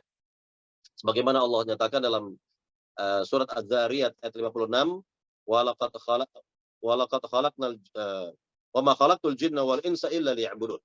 Wa ma khalaqtul jinna wal insa illa liya'budun, dan tidaklah aku cipta jin dan manusia kecuali hanya untuk beribadah kepadaku, ai liyuwahiduni, yakni untuk mentauhidkan aku, mentauhidkan Allah Subhanahu wa taala. Baik, para jamaah yang dimuliakan Allah Subhanahu wa taala, kembali kepada ayat yang mulia ini, ya, di mana orang-orang musyrikin di zaman dahulu, mereka biasa minta perlindungannya itu kepada bangsa jin, misalnya ketika melintasi suatu gurun pasir, ya, atau tempat tertentu yang mereka yakini di situ ada penunggunya, penguasanya, ya, dari bangsa jin, maka biasanya mereka akan berteriak dengan suara yang kencang sekali, begitu, ya, meminta perlindungan kepada bangsa jin yang menguasai daerah itu, agar perjalanan mereka selamat, tidak ada yang mengganggu, dan seterusnya dan seterusnya. Nah, ini, ya, berkaitan dengan kebiasaan orang-orang musyrikin, kebiasaannya orang-orang jahiliyah di masa dahulu itu. Sehingga ayat ini menunjukkan bahwa minta perlindungan kepada bangsa jin adalah haram. Tidak boleh kita minta perlindungan, minta keselamatan hidup, minta keselamatan dalam perjalanan, misalnya kepada bangsa jin, maka ini haram, ya, merupakan syirik besar, bukan syirik kecil lagi yang seperti ini. Ya, ini merupakan syirik besar. Wallahu taala alam. Wallahu taala alam. Jadi yang seperti ini juga menambahkan kesombongan bagi jin, kesombongan bagi bangsa jin. Jadi dosa bagi manusia itu dan kesalahannya bertambah, kemudian juga, ya, bagi jin juga akan sombong dia, karena lihat, kata mereka, manusia yang dasarnya lebih terhormat, terpandang, ya, dari kita, kok mereka minta perlindungan kepada kita bangsa jin, kata mereka. Jadi bertambahlah rahaqah, kesombongan, ya, istikbar, nu'utuwa, kesombongan, ya, dan keangkuhan ya bagi bangsa jin.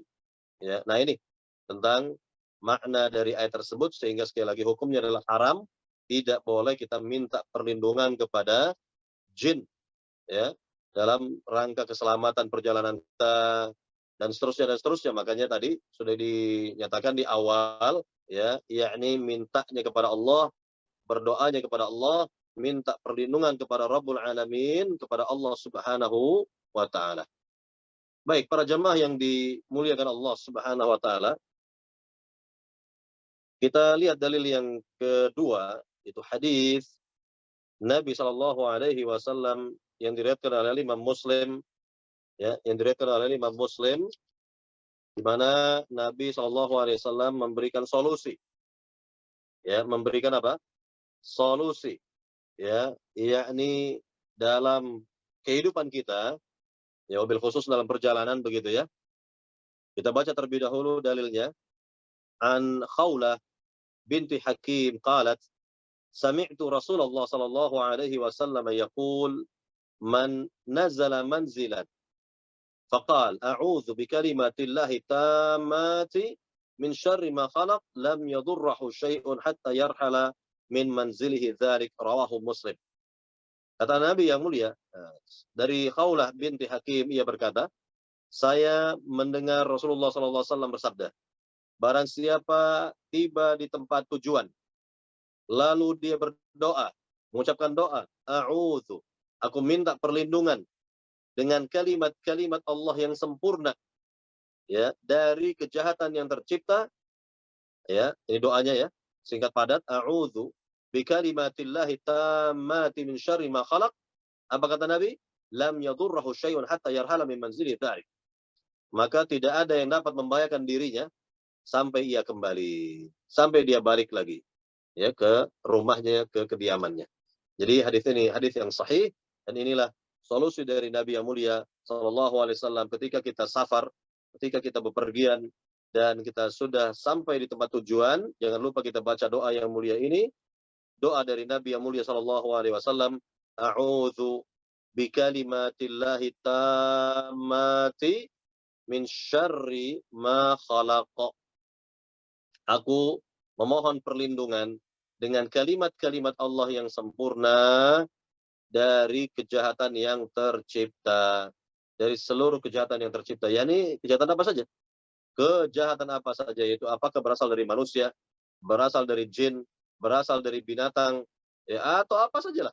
Ya, berkaitan dengan semua macam kejahatan, keburukan, maka kita berlindung darinya. Dan Nabi jamin, Nabi beri jaminan, Nabi garansi, ya, Nabi beri jaminan kepada si hamba ini, lam yadurruhu syai'un hatta yarhala min manzilihi dzalik. Ya, tidak ada yang dapat mengganggunya, kata Nabi. Tidak ada yang dapat ya melukainya, mengganggunya, ya. Sampai dia kembali ke rumahnya, kata Nabi Shallallahu alaihi wasallam. Makanya ketika seorang safar juga baca doa safar ya, agar terhindar, terlindung dari berbagai macam cobaan, fitnah dan lain sebagainya ya. Doa safar, doa mau pergi ya. Kalau safar jelas berbeda doanya dari doa orang keluar rumah yang tadi telah kita sebutkan ya. Doa safar itu Allahu Akbar, Allahu Akbar, Allahu Akbar, subhanalladzi sakhkhara lana hadza wa ma kunna lahu muqrinin wa inna ila rabbina lamunqalibun. Allahumma inna na'udzubika, Allahumma inna nas'aluka fi safarina hadzal birra wat taqwa wa minal amali ma tarda. Allahumma hawwin 'alaina safarana hadza wa twi 'anna bu'da. Allahumma antas sahibu fis safar wal khalifatu fil ahl. Allahumma inni a'udzubika min wa'tha'is safar wa ka'abatil manzar wa su'il munqalabi fil ahli wal mal. Nah, itulah doa safar. Ya, jadi bagi yang biasa safar ya atau mau safar, jangan lupa baca doa safar. Ya, beda dengan orang yang cuma keluar rumah dekat-dekat jaraknya, bukan jarak safar gitu ya, cukup dia membaca bismillah tawakkaltu 'alallahi la haula wala quwata illa billah. Allahumma inni a'udzubika an azilla aw uzalla, an adilla aw udalla, an azlama aw uzlama, an ajhala au yujhala alayya. Nah, itu doanya ya. Jadi ini dihafal nih. Ya, dihafal, bisa nanti dilihat dalam buku apa namanya? Buku wirid dan zikir yang ditulis oleh Al-Ustadz Yazid bin Abdul Qadir Jawas. Itu bisa dilihat dalam buku beliau tersebut, doa mau keluar rumah gitu ya, dan doa safar yang tadi telah disebutkan.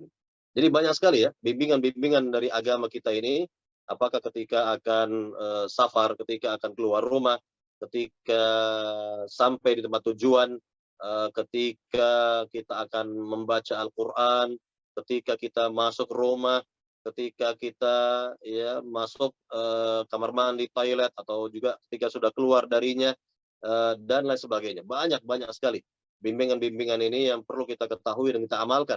Hendaknya kita terus pelajari, kita pelajari dan kita amalkan tentunya. Ya, kita amalkan. Nah, ini ya berkaitan dengan agama yang sempurna ini, agama Islam, ya, agama yang dibawa oleh Rasulullah, diamalkan oleh para sahabat radhiyallahu taala anhum ajma'in. Baik, para jamaah yang dimuliakan Allah Subhanahu wa taala, ya.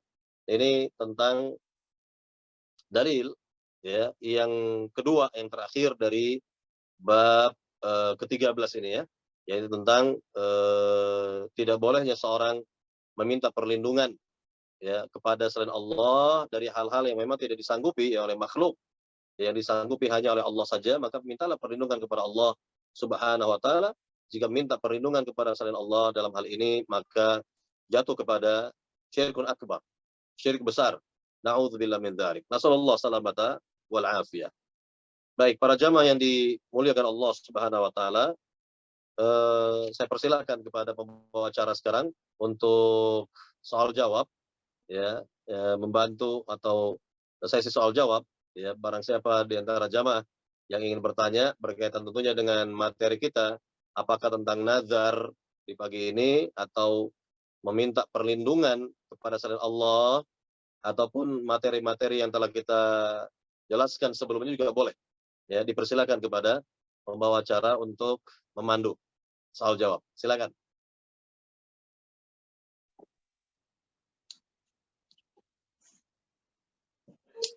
Baik, Ustaz.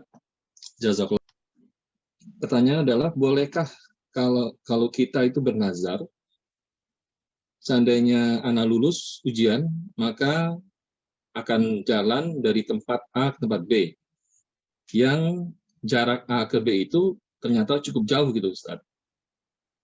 Syukran, Pak Ustaz. Itu aja pertanyaannya. Iya, berarti berkaitan pertama, nazar seperti ini termasuk nazar yang sifatnya jaiz, mubah. Boleh saja dikerjakan. Ya, boleh saja dikerjakan. Tapi kalau tidak sanggup ya dia harus puasa 3 hari. Yang kedua, tadi sudah saya ingatkan. Yang terbaik bagi kita selama hidup di dunia, jangan pernah bernazar. Itu yang terbaik. Ya, itu yang terbaik. Jadi buat apa kita nazarkan? Apa gunanya kita nazarkan? Kan gitu. Ya, jadi sekali lagi ini yang perlu kita tekankan, jangan pernah bernazar. Ya, ini justru yang terbaik selama kita hidup di dunia. Ya, sekali lagi tidak kita bernazar. Ya, jadi silakan berbuat baiklah. Ya, berbuat ya amal-amal saleh, ya, bantu orang dan lain sebagainya, infak, sedekah, zakat dan seterusnya. Silakan. Jangan dikait-kaitkan dengan nazar, jangan. Nah, ini yang terbaik. Ya, ini yang terbaik. Jangan pernah bernazar. Kalau kita sudah paham ya, hukum asal dari nazar yang sebagian ulama menyebutnya makruh, sebagian yang lain bahkan mengharamkan nazar. Ini hukum asal nazar ya. Maka perlu kita ingat ini, jangan pernah bernazar. Jangan pernah bernazar, karena banyak orang ternyata nggak sanggup bernazar, menjalankan nazarnya. Banyak orang yang akhirnya nyesel. Ya, nyesal sudah nazar. Ya, banyak orang akhirnya ya tadi ya ketika bernazar masih punya uang misalnya, Pas akan melaksanakan nazarnya ternyata uangnya habis. Nah, contoh saja ya. Itu sebagai contoh. Jadi banyak orang yang akhirnya apa? Yakni menyesal. Makanya Nabi mengatakan apa tadi? La ya'ti bi khairin wa inna ma yustakhraju bihi minal bakhil. Bahwa nazar itu ya umumnya tidak mendatangkan kebaikan, ya. Dan nazar itu umumnya kata Nabi keluar dari orang yang kikir, orang yang pelit gitu. Makanya jangan bernazar gitu ya. Nah, ini yang perlu kita pahami di sini bahwa ya orang-orang musyrikin dahulu jelas nazar mereka itu kepada berhala-berhala tuhan-tuhan mereka. Contoh ya, contohnya kakek Nabi sendiri, kakek Nabi itu Abdul Muttalib ya, bernazar untuk ya eh, menyembelih yakni anaknya yang terakhir kalau memang lahir lagi anak laki-laki ya, karena permintaannya diijabah, dikabulkan oleh Allah bahwa dia memiliki sekian banyak anak laki-laki begitu ya.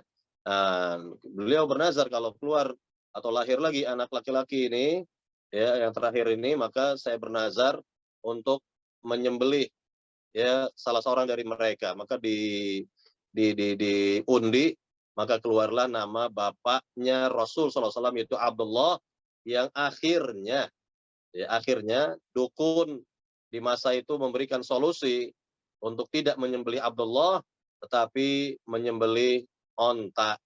Akhirnya diundilah antara nama Abdullah dengan onta mana yang keluar begitu, sehingga terkumpullah akhirnya singkat ceritanya 100 ekor unta, yang 100 ekor unta ini disembelih ya untuk berhala-berhala.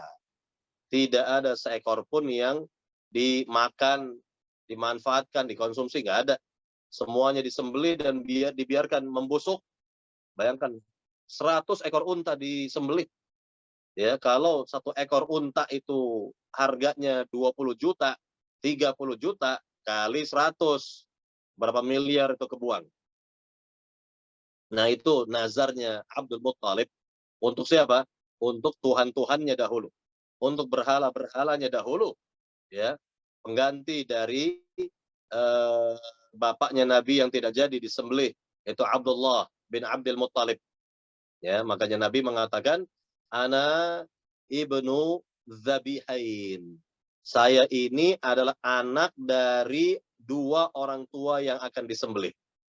Saya ini, kata Nabi, adalah keturunan atau anak dari dua orang tua yang akan disembelih. Namun tidak jadi ya. Yang pertama, orang tua yang pertama Nabi Ismail. Nabi Ismail ini jelas merupakan nenek moyang Rasulullah SAW. Dan orang tua yang kedua adalah ayahanda beliau sendiri, itu Abdullah bin Abdul Muttalib. Jadi sekali lagi bahwa nazarnya orang-orang musyrikin ini kepada Tuhan-Tuhan mereka. Nah, namun nazarnya orang-orang yang beriman lillahi ta'ala. Ya, ini kalau sudah terlanjur ya bernazar. Namun sekali lagi saya ingatkan, kalau kita belum bernazar jangan pernah bernazar. Ya, justru jangan pernah bernazar, itu yang terbaik. Wallahu taala alam. Baik, silakan.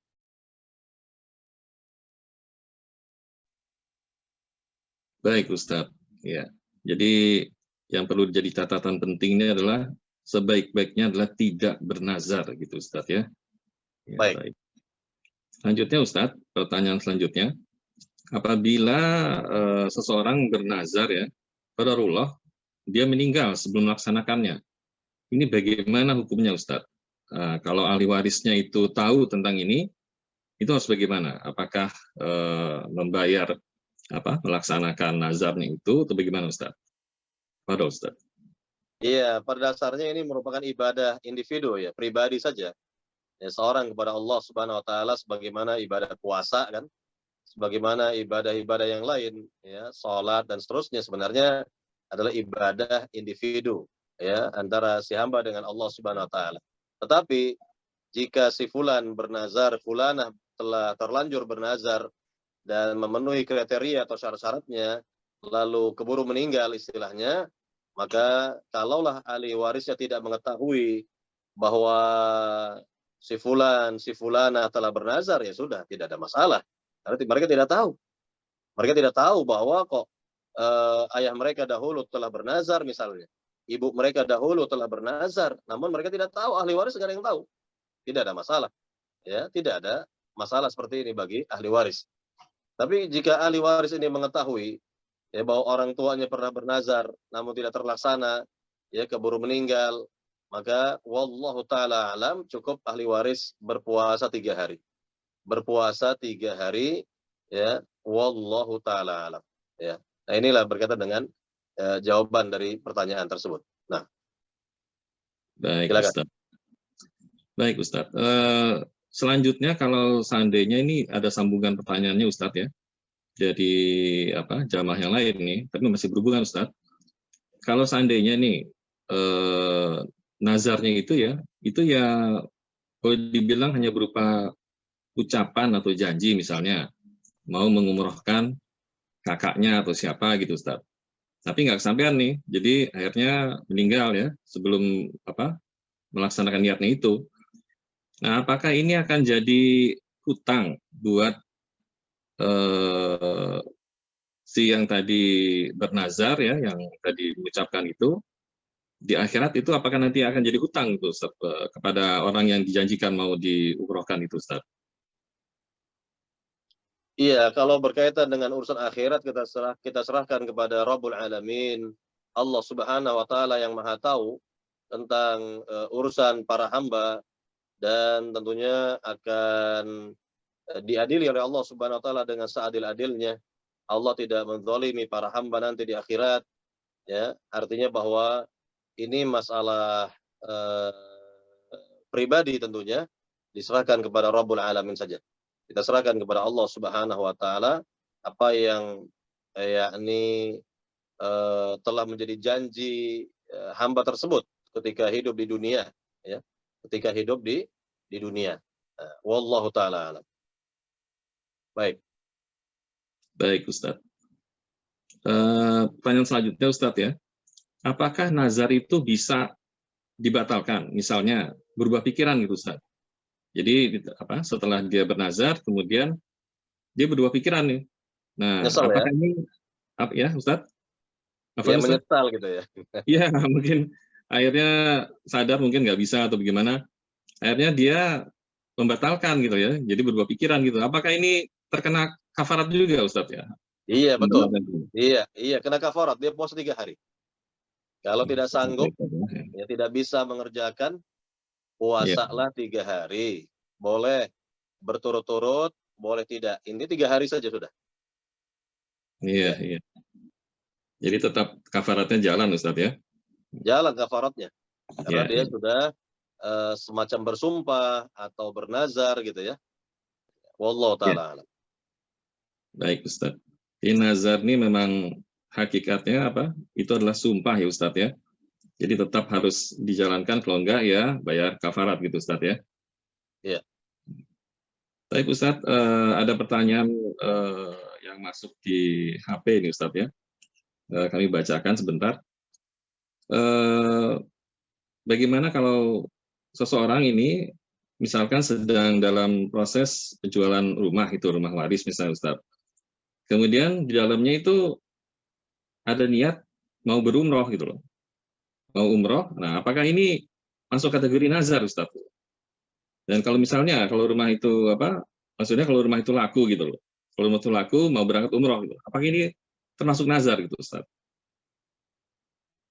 Iya, jadi sebenarnya nazar itu kembali tadi kepada definisinya saja.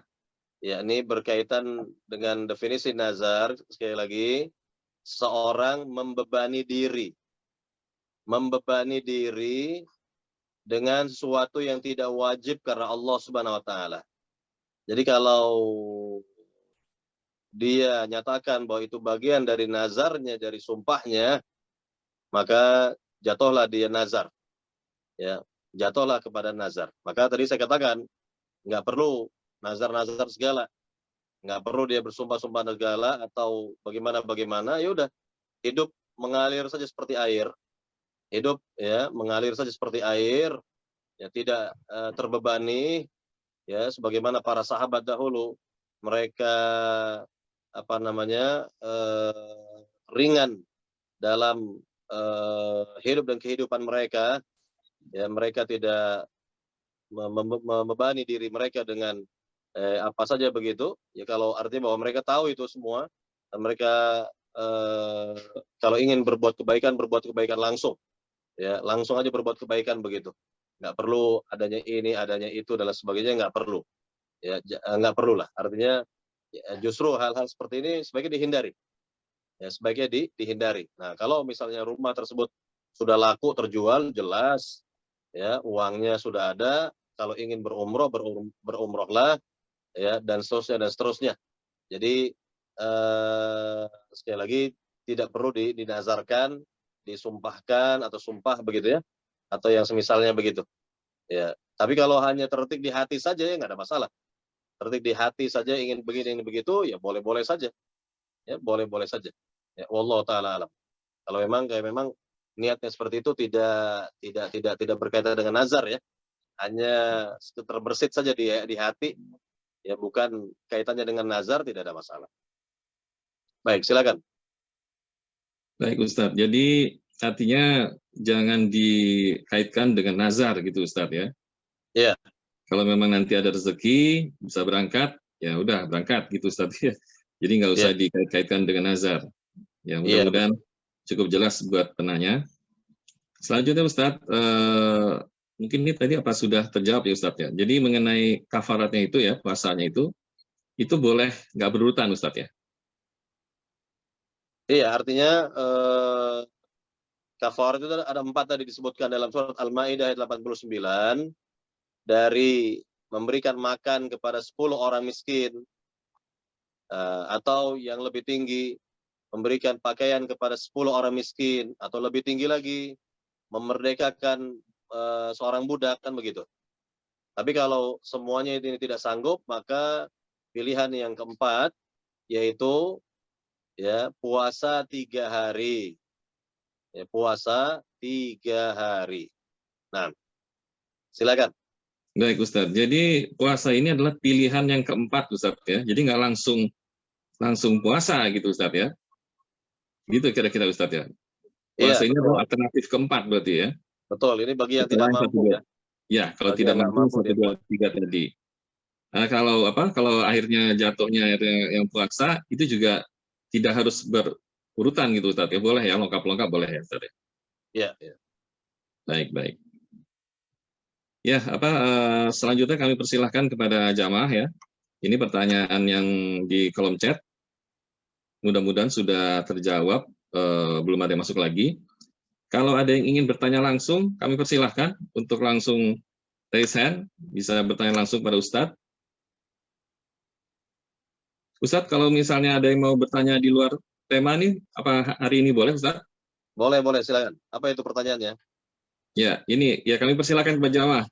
Mungkin ada jamaah yang juga mungkin ada pertanyaan yang justru di luar tema. Tadi kami sudah dahulukan yang sesuai tema dulu ya.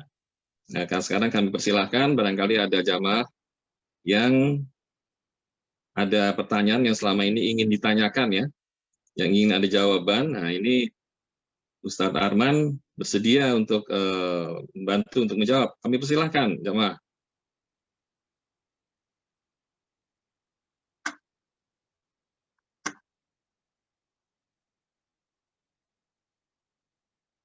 Oke, kami bacakan dulu ada pertanyaan yang masuk di kolom chat lagi Ustadz ya.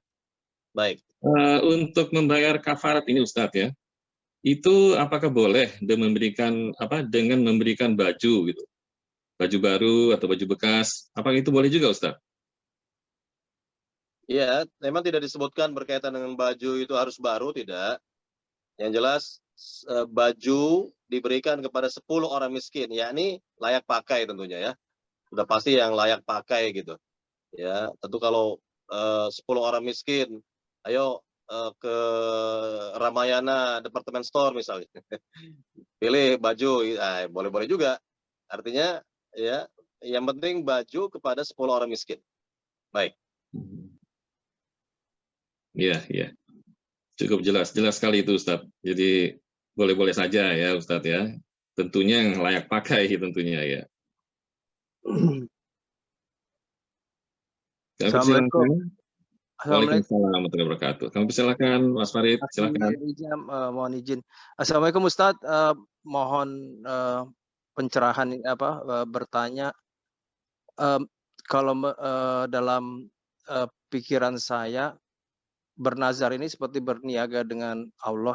Artinya kita melakukan pengkondisian ya, kalau ini terjadi maka saya akan seperti itu. Nah, sebaliknya apakah ini termasuk nazar Ustadz, seperti cerita-cerita dalam Ashabul Kahfi itu, kalau memang selama ini misalnya kalau memang saya merawat orang tua dengan mengharapkan wajah Allah, maka mohon permintaan saya ini dikabulkan, semacam itu Ustadz. Apakah itu termasuk nazar atau sebaliknya Ustadz? Mohon pencerahan. Terima kasih Ustadz. Baik. Ya. Baik, berkaitan dengan pertanyaan tadi, ya, tentu yang dimaksud, sekali lagi, yang dimaksud dari pertanyaan tersebut adalah tawasul sebenarnya. Nanti ada babnya khusus. Ada babnya khusus tentang ya tawasul. Tawasul artinya menjadikan sesuatu sebagai ya perantara antara kita dengan Allah Subhanahu wa taala. Ya misalnya tadi ya ini berkaitan dengan 3 orang dari Bani Israel dalam hadis yang sahih yang terjebak dalam gua gitu ya. Lalu salah seorang dari mereka menyebut dalam doanya itu amal salih yang dahulu dilakukan di rasa ikhlas karena Allah. Ya Allah, dahulu saya berbakti kepada orang tua yang saya rasa ikhlas karena Engkau. Maka pada hari ini aku mengalami kesulitan. Tolonglah, ya, bantulah diriku agar keluar dari kesulitan ini. Nah, itu dia. Jadi ini namanya tawasul. Ya, beda dengan nazar. Ya, jadi berbeda dengan nazar. Tawasul artinya menjadikan sesuatu sebagai perantara antara kita dengan Allah Subhanahu wa taala. Begitu. Itu tawasul. Nanti ada babnya khusus, kita akan jelaskan tentang tawasul. Ya, ini bukan nazar, berbeda ya. Sangat berbeda sekali. Oke, tapi Baik. Ustaz, dalam arti pertanyaan saya adalah selanjutnya adalah apakah bertawasul itu lebih baik daripada bernazar seperti itu Ustaz? Beda permasalahan. Bertawasul itu diantaranya misalnya berdoa, ya. Karena tawasul yang benar itu ada 3 macam. Yang pertama tawasul dengan atau berdoa ya, berdoa dengan atau bertawasul dengan nama-nama Allah yang indah. Yang kedua bertawasul dengan amal-amal saleh kita yang kita rasa dahulu ikhlas. Yang ketiga bertawasul melalui doa orang saleh yang masih hidup. Ya, ini macam-macam tawasul, kan gitu. Maka ya tawasul ini tidak sama dengan nazar. Ya, tawasul ini tidak sama dengan nazar. Sangat berbeda. Kalau nazar sekali lagi seseorang membebani dirinya dengan sesuatu yang tidak wajib karena Allah Subhanahu wa taala yang memiliki 3 syarat. Apa syarat nazar? Saya ulangi lagi. Syarat nazar yang pertama ta'atan lillah, dalam rangka taat kepada Allah. Yang kedua, ya, dengan suatu yang disanggupi. Dan yang ketiga, dengan suatu yang dimiliki. Ini nazar. Kalau tawasul beda lagi urusannya. Beda bab, ya, beda pembahasan. Nanti kita akan jelaskan pada waktunya tentang ya pembahasan tawasul. Ya, tawasul ini. Jadi tawasul ada yang dibenarkan, ada yang tidak dibenarkan. Ya, gitu ya. Sama dengan nazar. Nazar itu ya ada yang dibolehkan, ada yang memang tidak dibolehkan. Yang sifatnya wajib dikerjakan, ada yang haram untuk dikerjakan, kan gitu. Nah, ini sudah kita jelaskan ya berkaitan dengan nazar di awal-awal pembahasan ya di pagi hari ini. Baik, silakan. Ada yang kurang paham barangkali, kurang jelas? Tapi Ustaz, barakallahu fiik. Wafik barakallah. Silakan, ada lagi? Ya, kami persilahkan kepada jamaah yang lain yang ingin langsung bertanya, bisa langsung open mic untuk bertanya langsung ke Ustadz. Silakan. Misalkan kita dengar orang tua atau saudara atau teman mengucapkan nazarnya gitu ya Ustadz ya. Apakah kita sebaiknya menasehati orang tersebut untuk membatalkan atau kita menasehati untuk supaya dia ingat nazarnya selama nazarnya itu nggak bertentangan dengan syariat gitu. Mana yang lebih baik? Ya, begini saja, kalau memang sudah terlanjur bernazar dan kita lihat syarat-syaratnya terpenuhi, ya tentu dijalankan, dikerjakan. Wajib dilaksanakan. Begitu. Maka Nabi tadi mengatakan dalam hadis yang sudah kita lewatkan tadi, man nadhara ayyuti' Allah falyuti'hu wa man nadhara ayya'si Allah fala ya'si. Barang siapa telah bernazar dalam rangka ketaatan kepada Allah, wajib dikerjakan. Dan barang siapa telah bernazar dalam rangka bermaksiat kepada Allah, maka tidak boleh dilaksanakan, kata Nabi Sallallahu Alaihi Wasallam. Begitu ya. Jadi perlu kita jelaskan saja, mungkin definisi nazar, hukum asal nazar, syarat-syarat nazar, ya, macam-macam nazar gitu. Dan hal-hal lain yang berkaitan dengan nazar bisa dijelaskan, diterangkan. Nah, nanti silakan dia berpikir tentang nazarnya itu apakah memang yakni sesuai, kemudian bisa dikerjakan atau tidak. Kalau bisa dikerjakan, alhamdulillah. Kalau tidak, dia wajib membayar kafarat, yaitu paling tidak ya pilihan yang keempat, yang terakhir itu adalah puasa 3 hari. Ya, silakan. Ada lagi yang lain? Silakan kepada Ukti Eni ya untuk dicoba lagi. Barangkali sudah bisa di open mic-nya.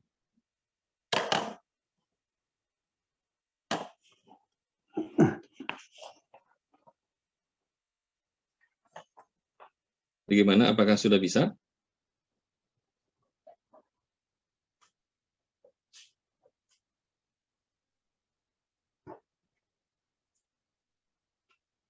Oh, maaf. Nampaknya belum bisa, Ustadz. Mungkin ada kesulitan teknis di sini ya. Baik. Kami persilahkan buat buat Ukti ini mungkin ditulis saja, nanti kami akan coba bacakan. Sementara itu, persilahkan kepada Ukti Mega untuk mengajukan pertanyaannya. Assalamualaikum Ustadz. Waalaikumsalam warahmatullahi wabarakatuh. Silakan. Sebenarnya saya dulu sekali zaman jahiliyah ya, zaman saya belum paham hal agama yang seperti ini. Saya mau nanyakan, dulu sempat bernazar tapi saya lupa Ustadz. Zaman saya SMP Ustadz, SD atau SMP saya lupa, atau SMA itu.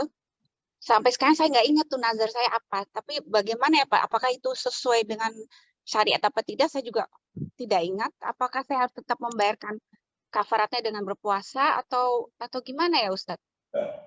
Ini jadi dilema buat saya Ustadz, sepanjang sampai usia saya segini ini, saya sampai memikirkan apa dulu nazar saya lupa. Terus itu gimana Ustadz? Mohon penjelasannya dan jalan keluarnya Ustadz. Iya, baik. Kalau memang diyakini bahwa nazar dahulu itu adalah paling tidak ya, yang hukumnya mubah gitu misalnya ya. Hukumnya mubah. Boleh-boleh saja dikerjakan kan gitu. Kemudian memang tidak ingat lagi, ya udah jauh sekali, lama sekali, maka cukup puasa 3 hari. Cukup puasa 3 hari. Tetap dilaksanakan puasa ya Ustadz ya, walaupun saat itu mungkin niatnya tuh main-main atau hanya sifatnya tuh sebenarnya motivasi diri sendiri Ustadz. Nanti kalau gue gini, gue mau inilah gitu loh Ustadz, kayak memotivasi buat diri sih sebenarnya. Tapi saya nggak tahu kalau itu sifatnya sudah nazar.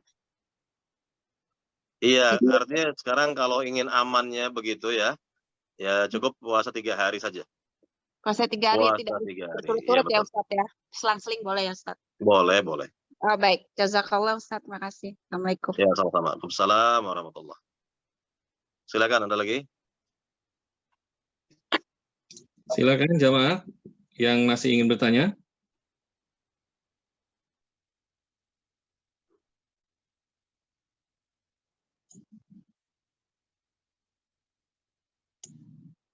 Jadi ini yang hari ini kita sudah masuk ke bab berikutnya juga Ustadz ya. Iya, Tadi alhamdulillah. Bab yang alhamdulillah ya, ke-13 betul, sudah betul, kita jelaskan juga. betul ya. Nanti yang berikutnya bab yang ke-14. Insyaallah taala ya. Baik, baik ya. Itu Baik. masih seputaran itu ya tadi Ustadz ya, istighosah sama istiazah ya. Ya. Dan rangkaiannya ya isti'anah juga berarti Ustadz gitu ya. Iya. Iya, iya. Masih ada Ya, pertanyaan dari jamaah, ada silakan. satu pertanyaan dari tadi yang nggak bisa open mic-nya nih Ustadz. Sebentar Ustadz, ini sedang coba diketik sama Ya. jamaah kita ya. Jadi nanti berikutnya kita masuk ke babnya nanti bab 14 berarti Ustadz ya. Insyaallah. Insya Allah ya. Baik Ustadz.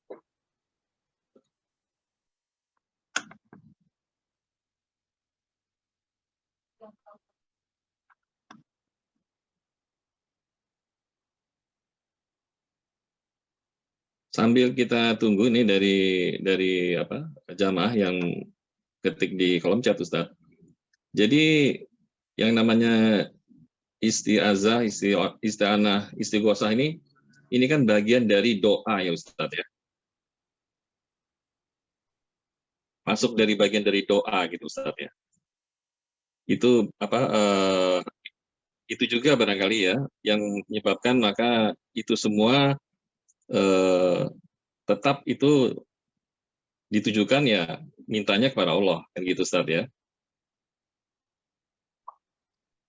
Ya.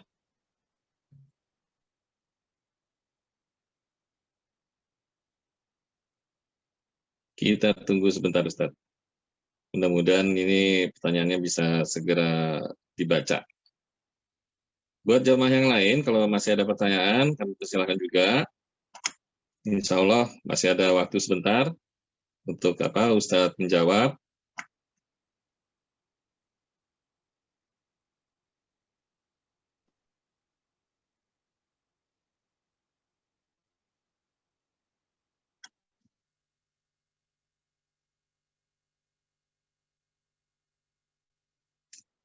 Baik Ustadz, ini saya bacakan pertanyaannya tadi yang tadi nggak bisa open mic ya. Salah seorang teman pernah bernazar akan memberangkatkan saya untuk umroh jika mendapat warisan penjualan rumah. Tapi sekarang beliau sudah meninggal. Apakah saya ikhlaskan saja? Artinya nggak jadi diberangkatkan itu, Ustaz. Apakah saya ikhlaskan saja? Atau bagaimana? Jadi ini mirip sama yang tadi, Ustaz ya. Cuman bedanya di sini yang sebaliknya gitu, yang dijanjikan untuk diberangkatkan umroh. Ya. Silakan Ustaz ya. Iya betul, ini semacam hutang barangkali ya. Bisa kita katakan seperti itu. Ya artinya kalau memang sudah meninggal ya sudah, artinya kita ikhlaskan saja. Ya, kita ikhlaskan saja sehingga tidak menjadi beban bagi orang tersebut nanti di akhirat. Ya. Dan kalau kita membebaskan artinya bahwa ini jelas merupakan kebaikan kita. Kebaikan kita yang sangat besar ya, sama halnya kalau kita ya memberikan piutang kepada orang. Ya, kemudian kita sendiri yang mengikhlaskan, ya sudahlah. Ya, saya anggap hutang Anda selesai kepada saya. Ya, saya ikhlas. Ya, saya hanya mengharap pahala dari Allah Subhanahu wa taala di akhirat. Ya. Nah, ini Masya Allah. Jadi ya artinya bahwa ini merupakan kebaikan bagi kita juga. Artinya dua kebaikan ya. Artinya kalau kita nggak jadi diumrohkan, lalu kita ikhlaskan saja ya, yakni janji orang tersebut kepada kita, maka kita akan mendapat pahala yang besar. Kita akan mendapat pahala yang sangat besar dari Allah Subhanahu wa taala karena kita telah mengikhlaskan itu semua. Ya, wallahu taala alam. Baik. Silakan ada lagi. Iya, benar sekali itu ya Pak. Jadi sudah cukup jelas ya buat tadi Ukti Eni ya. Alhamdulillah sudah terjawab pertanyaannya. Jadi baik sekali kalau seseorang meringankan beban dari siapa itu orang-orang yang atau teman ya yang tadinya menjanjikan gitu ya Ustadz ya. Masya Allah ya. Ya. Baik Ustadz, kalau tidak ada pertanyaan lagi, kami persilahkan Ustadz untuk menutup tausiah hari ini dengan doa penutup majelis Ustadz. Kami persilahkan. Baik, para jamaah yang dimuliakan Allah Subhanahu wa taala, alhamdulillah kita telah menyelesaikan 2 bab di pagi hari ini, bab yang ke-12 dan ke-13. Semoga kita bisa memahami, semoga kita bisa mengamalkan. Semoga Allah Subhanahu wa taala selalu memberikan cahaya tauhid dan sunnah Nabi di hati kita. Semoga Allah Subhanahu wa taala mewafatkan kita di atas tauhid dan sunnah Nabi SAW kelak. Amin amin ya rabbal alamin. Kita akhiri dengan doa bertutup majelis. Subhanakallahumma bihamdik asyhadu an la ilaha illa anta astaghfiruka wa atubu ilaik. Assalamualaikum warahmatullahi wabarakatuh.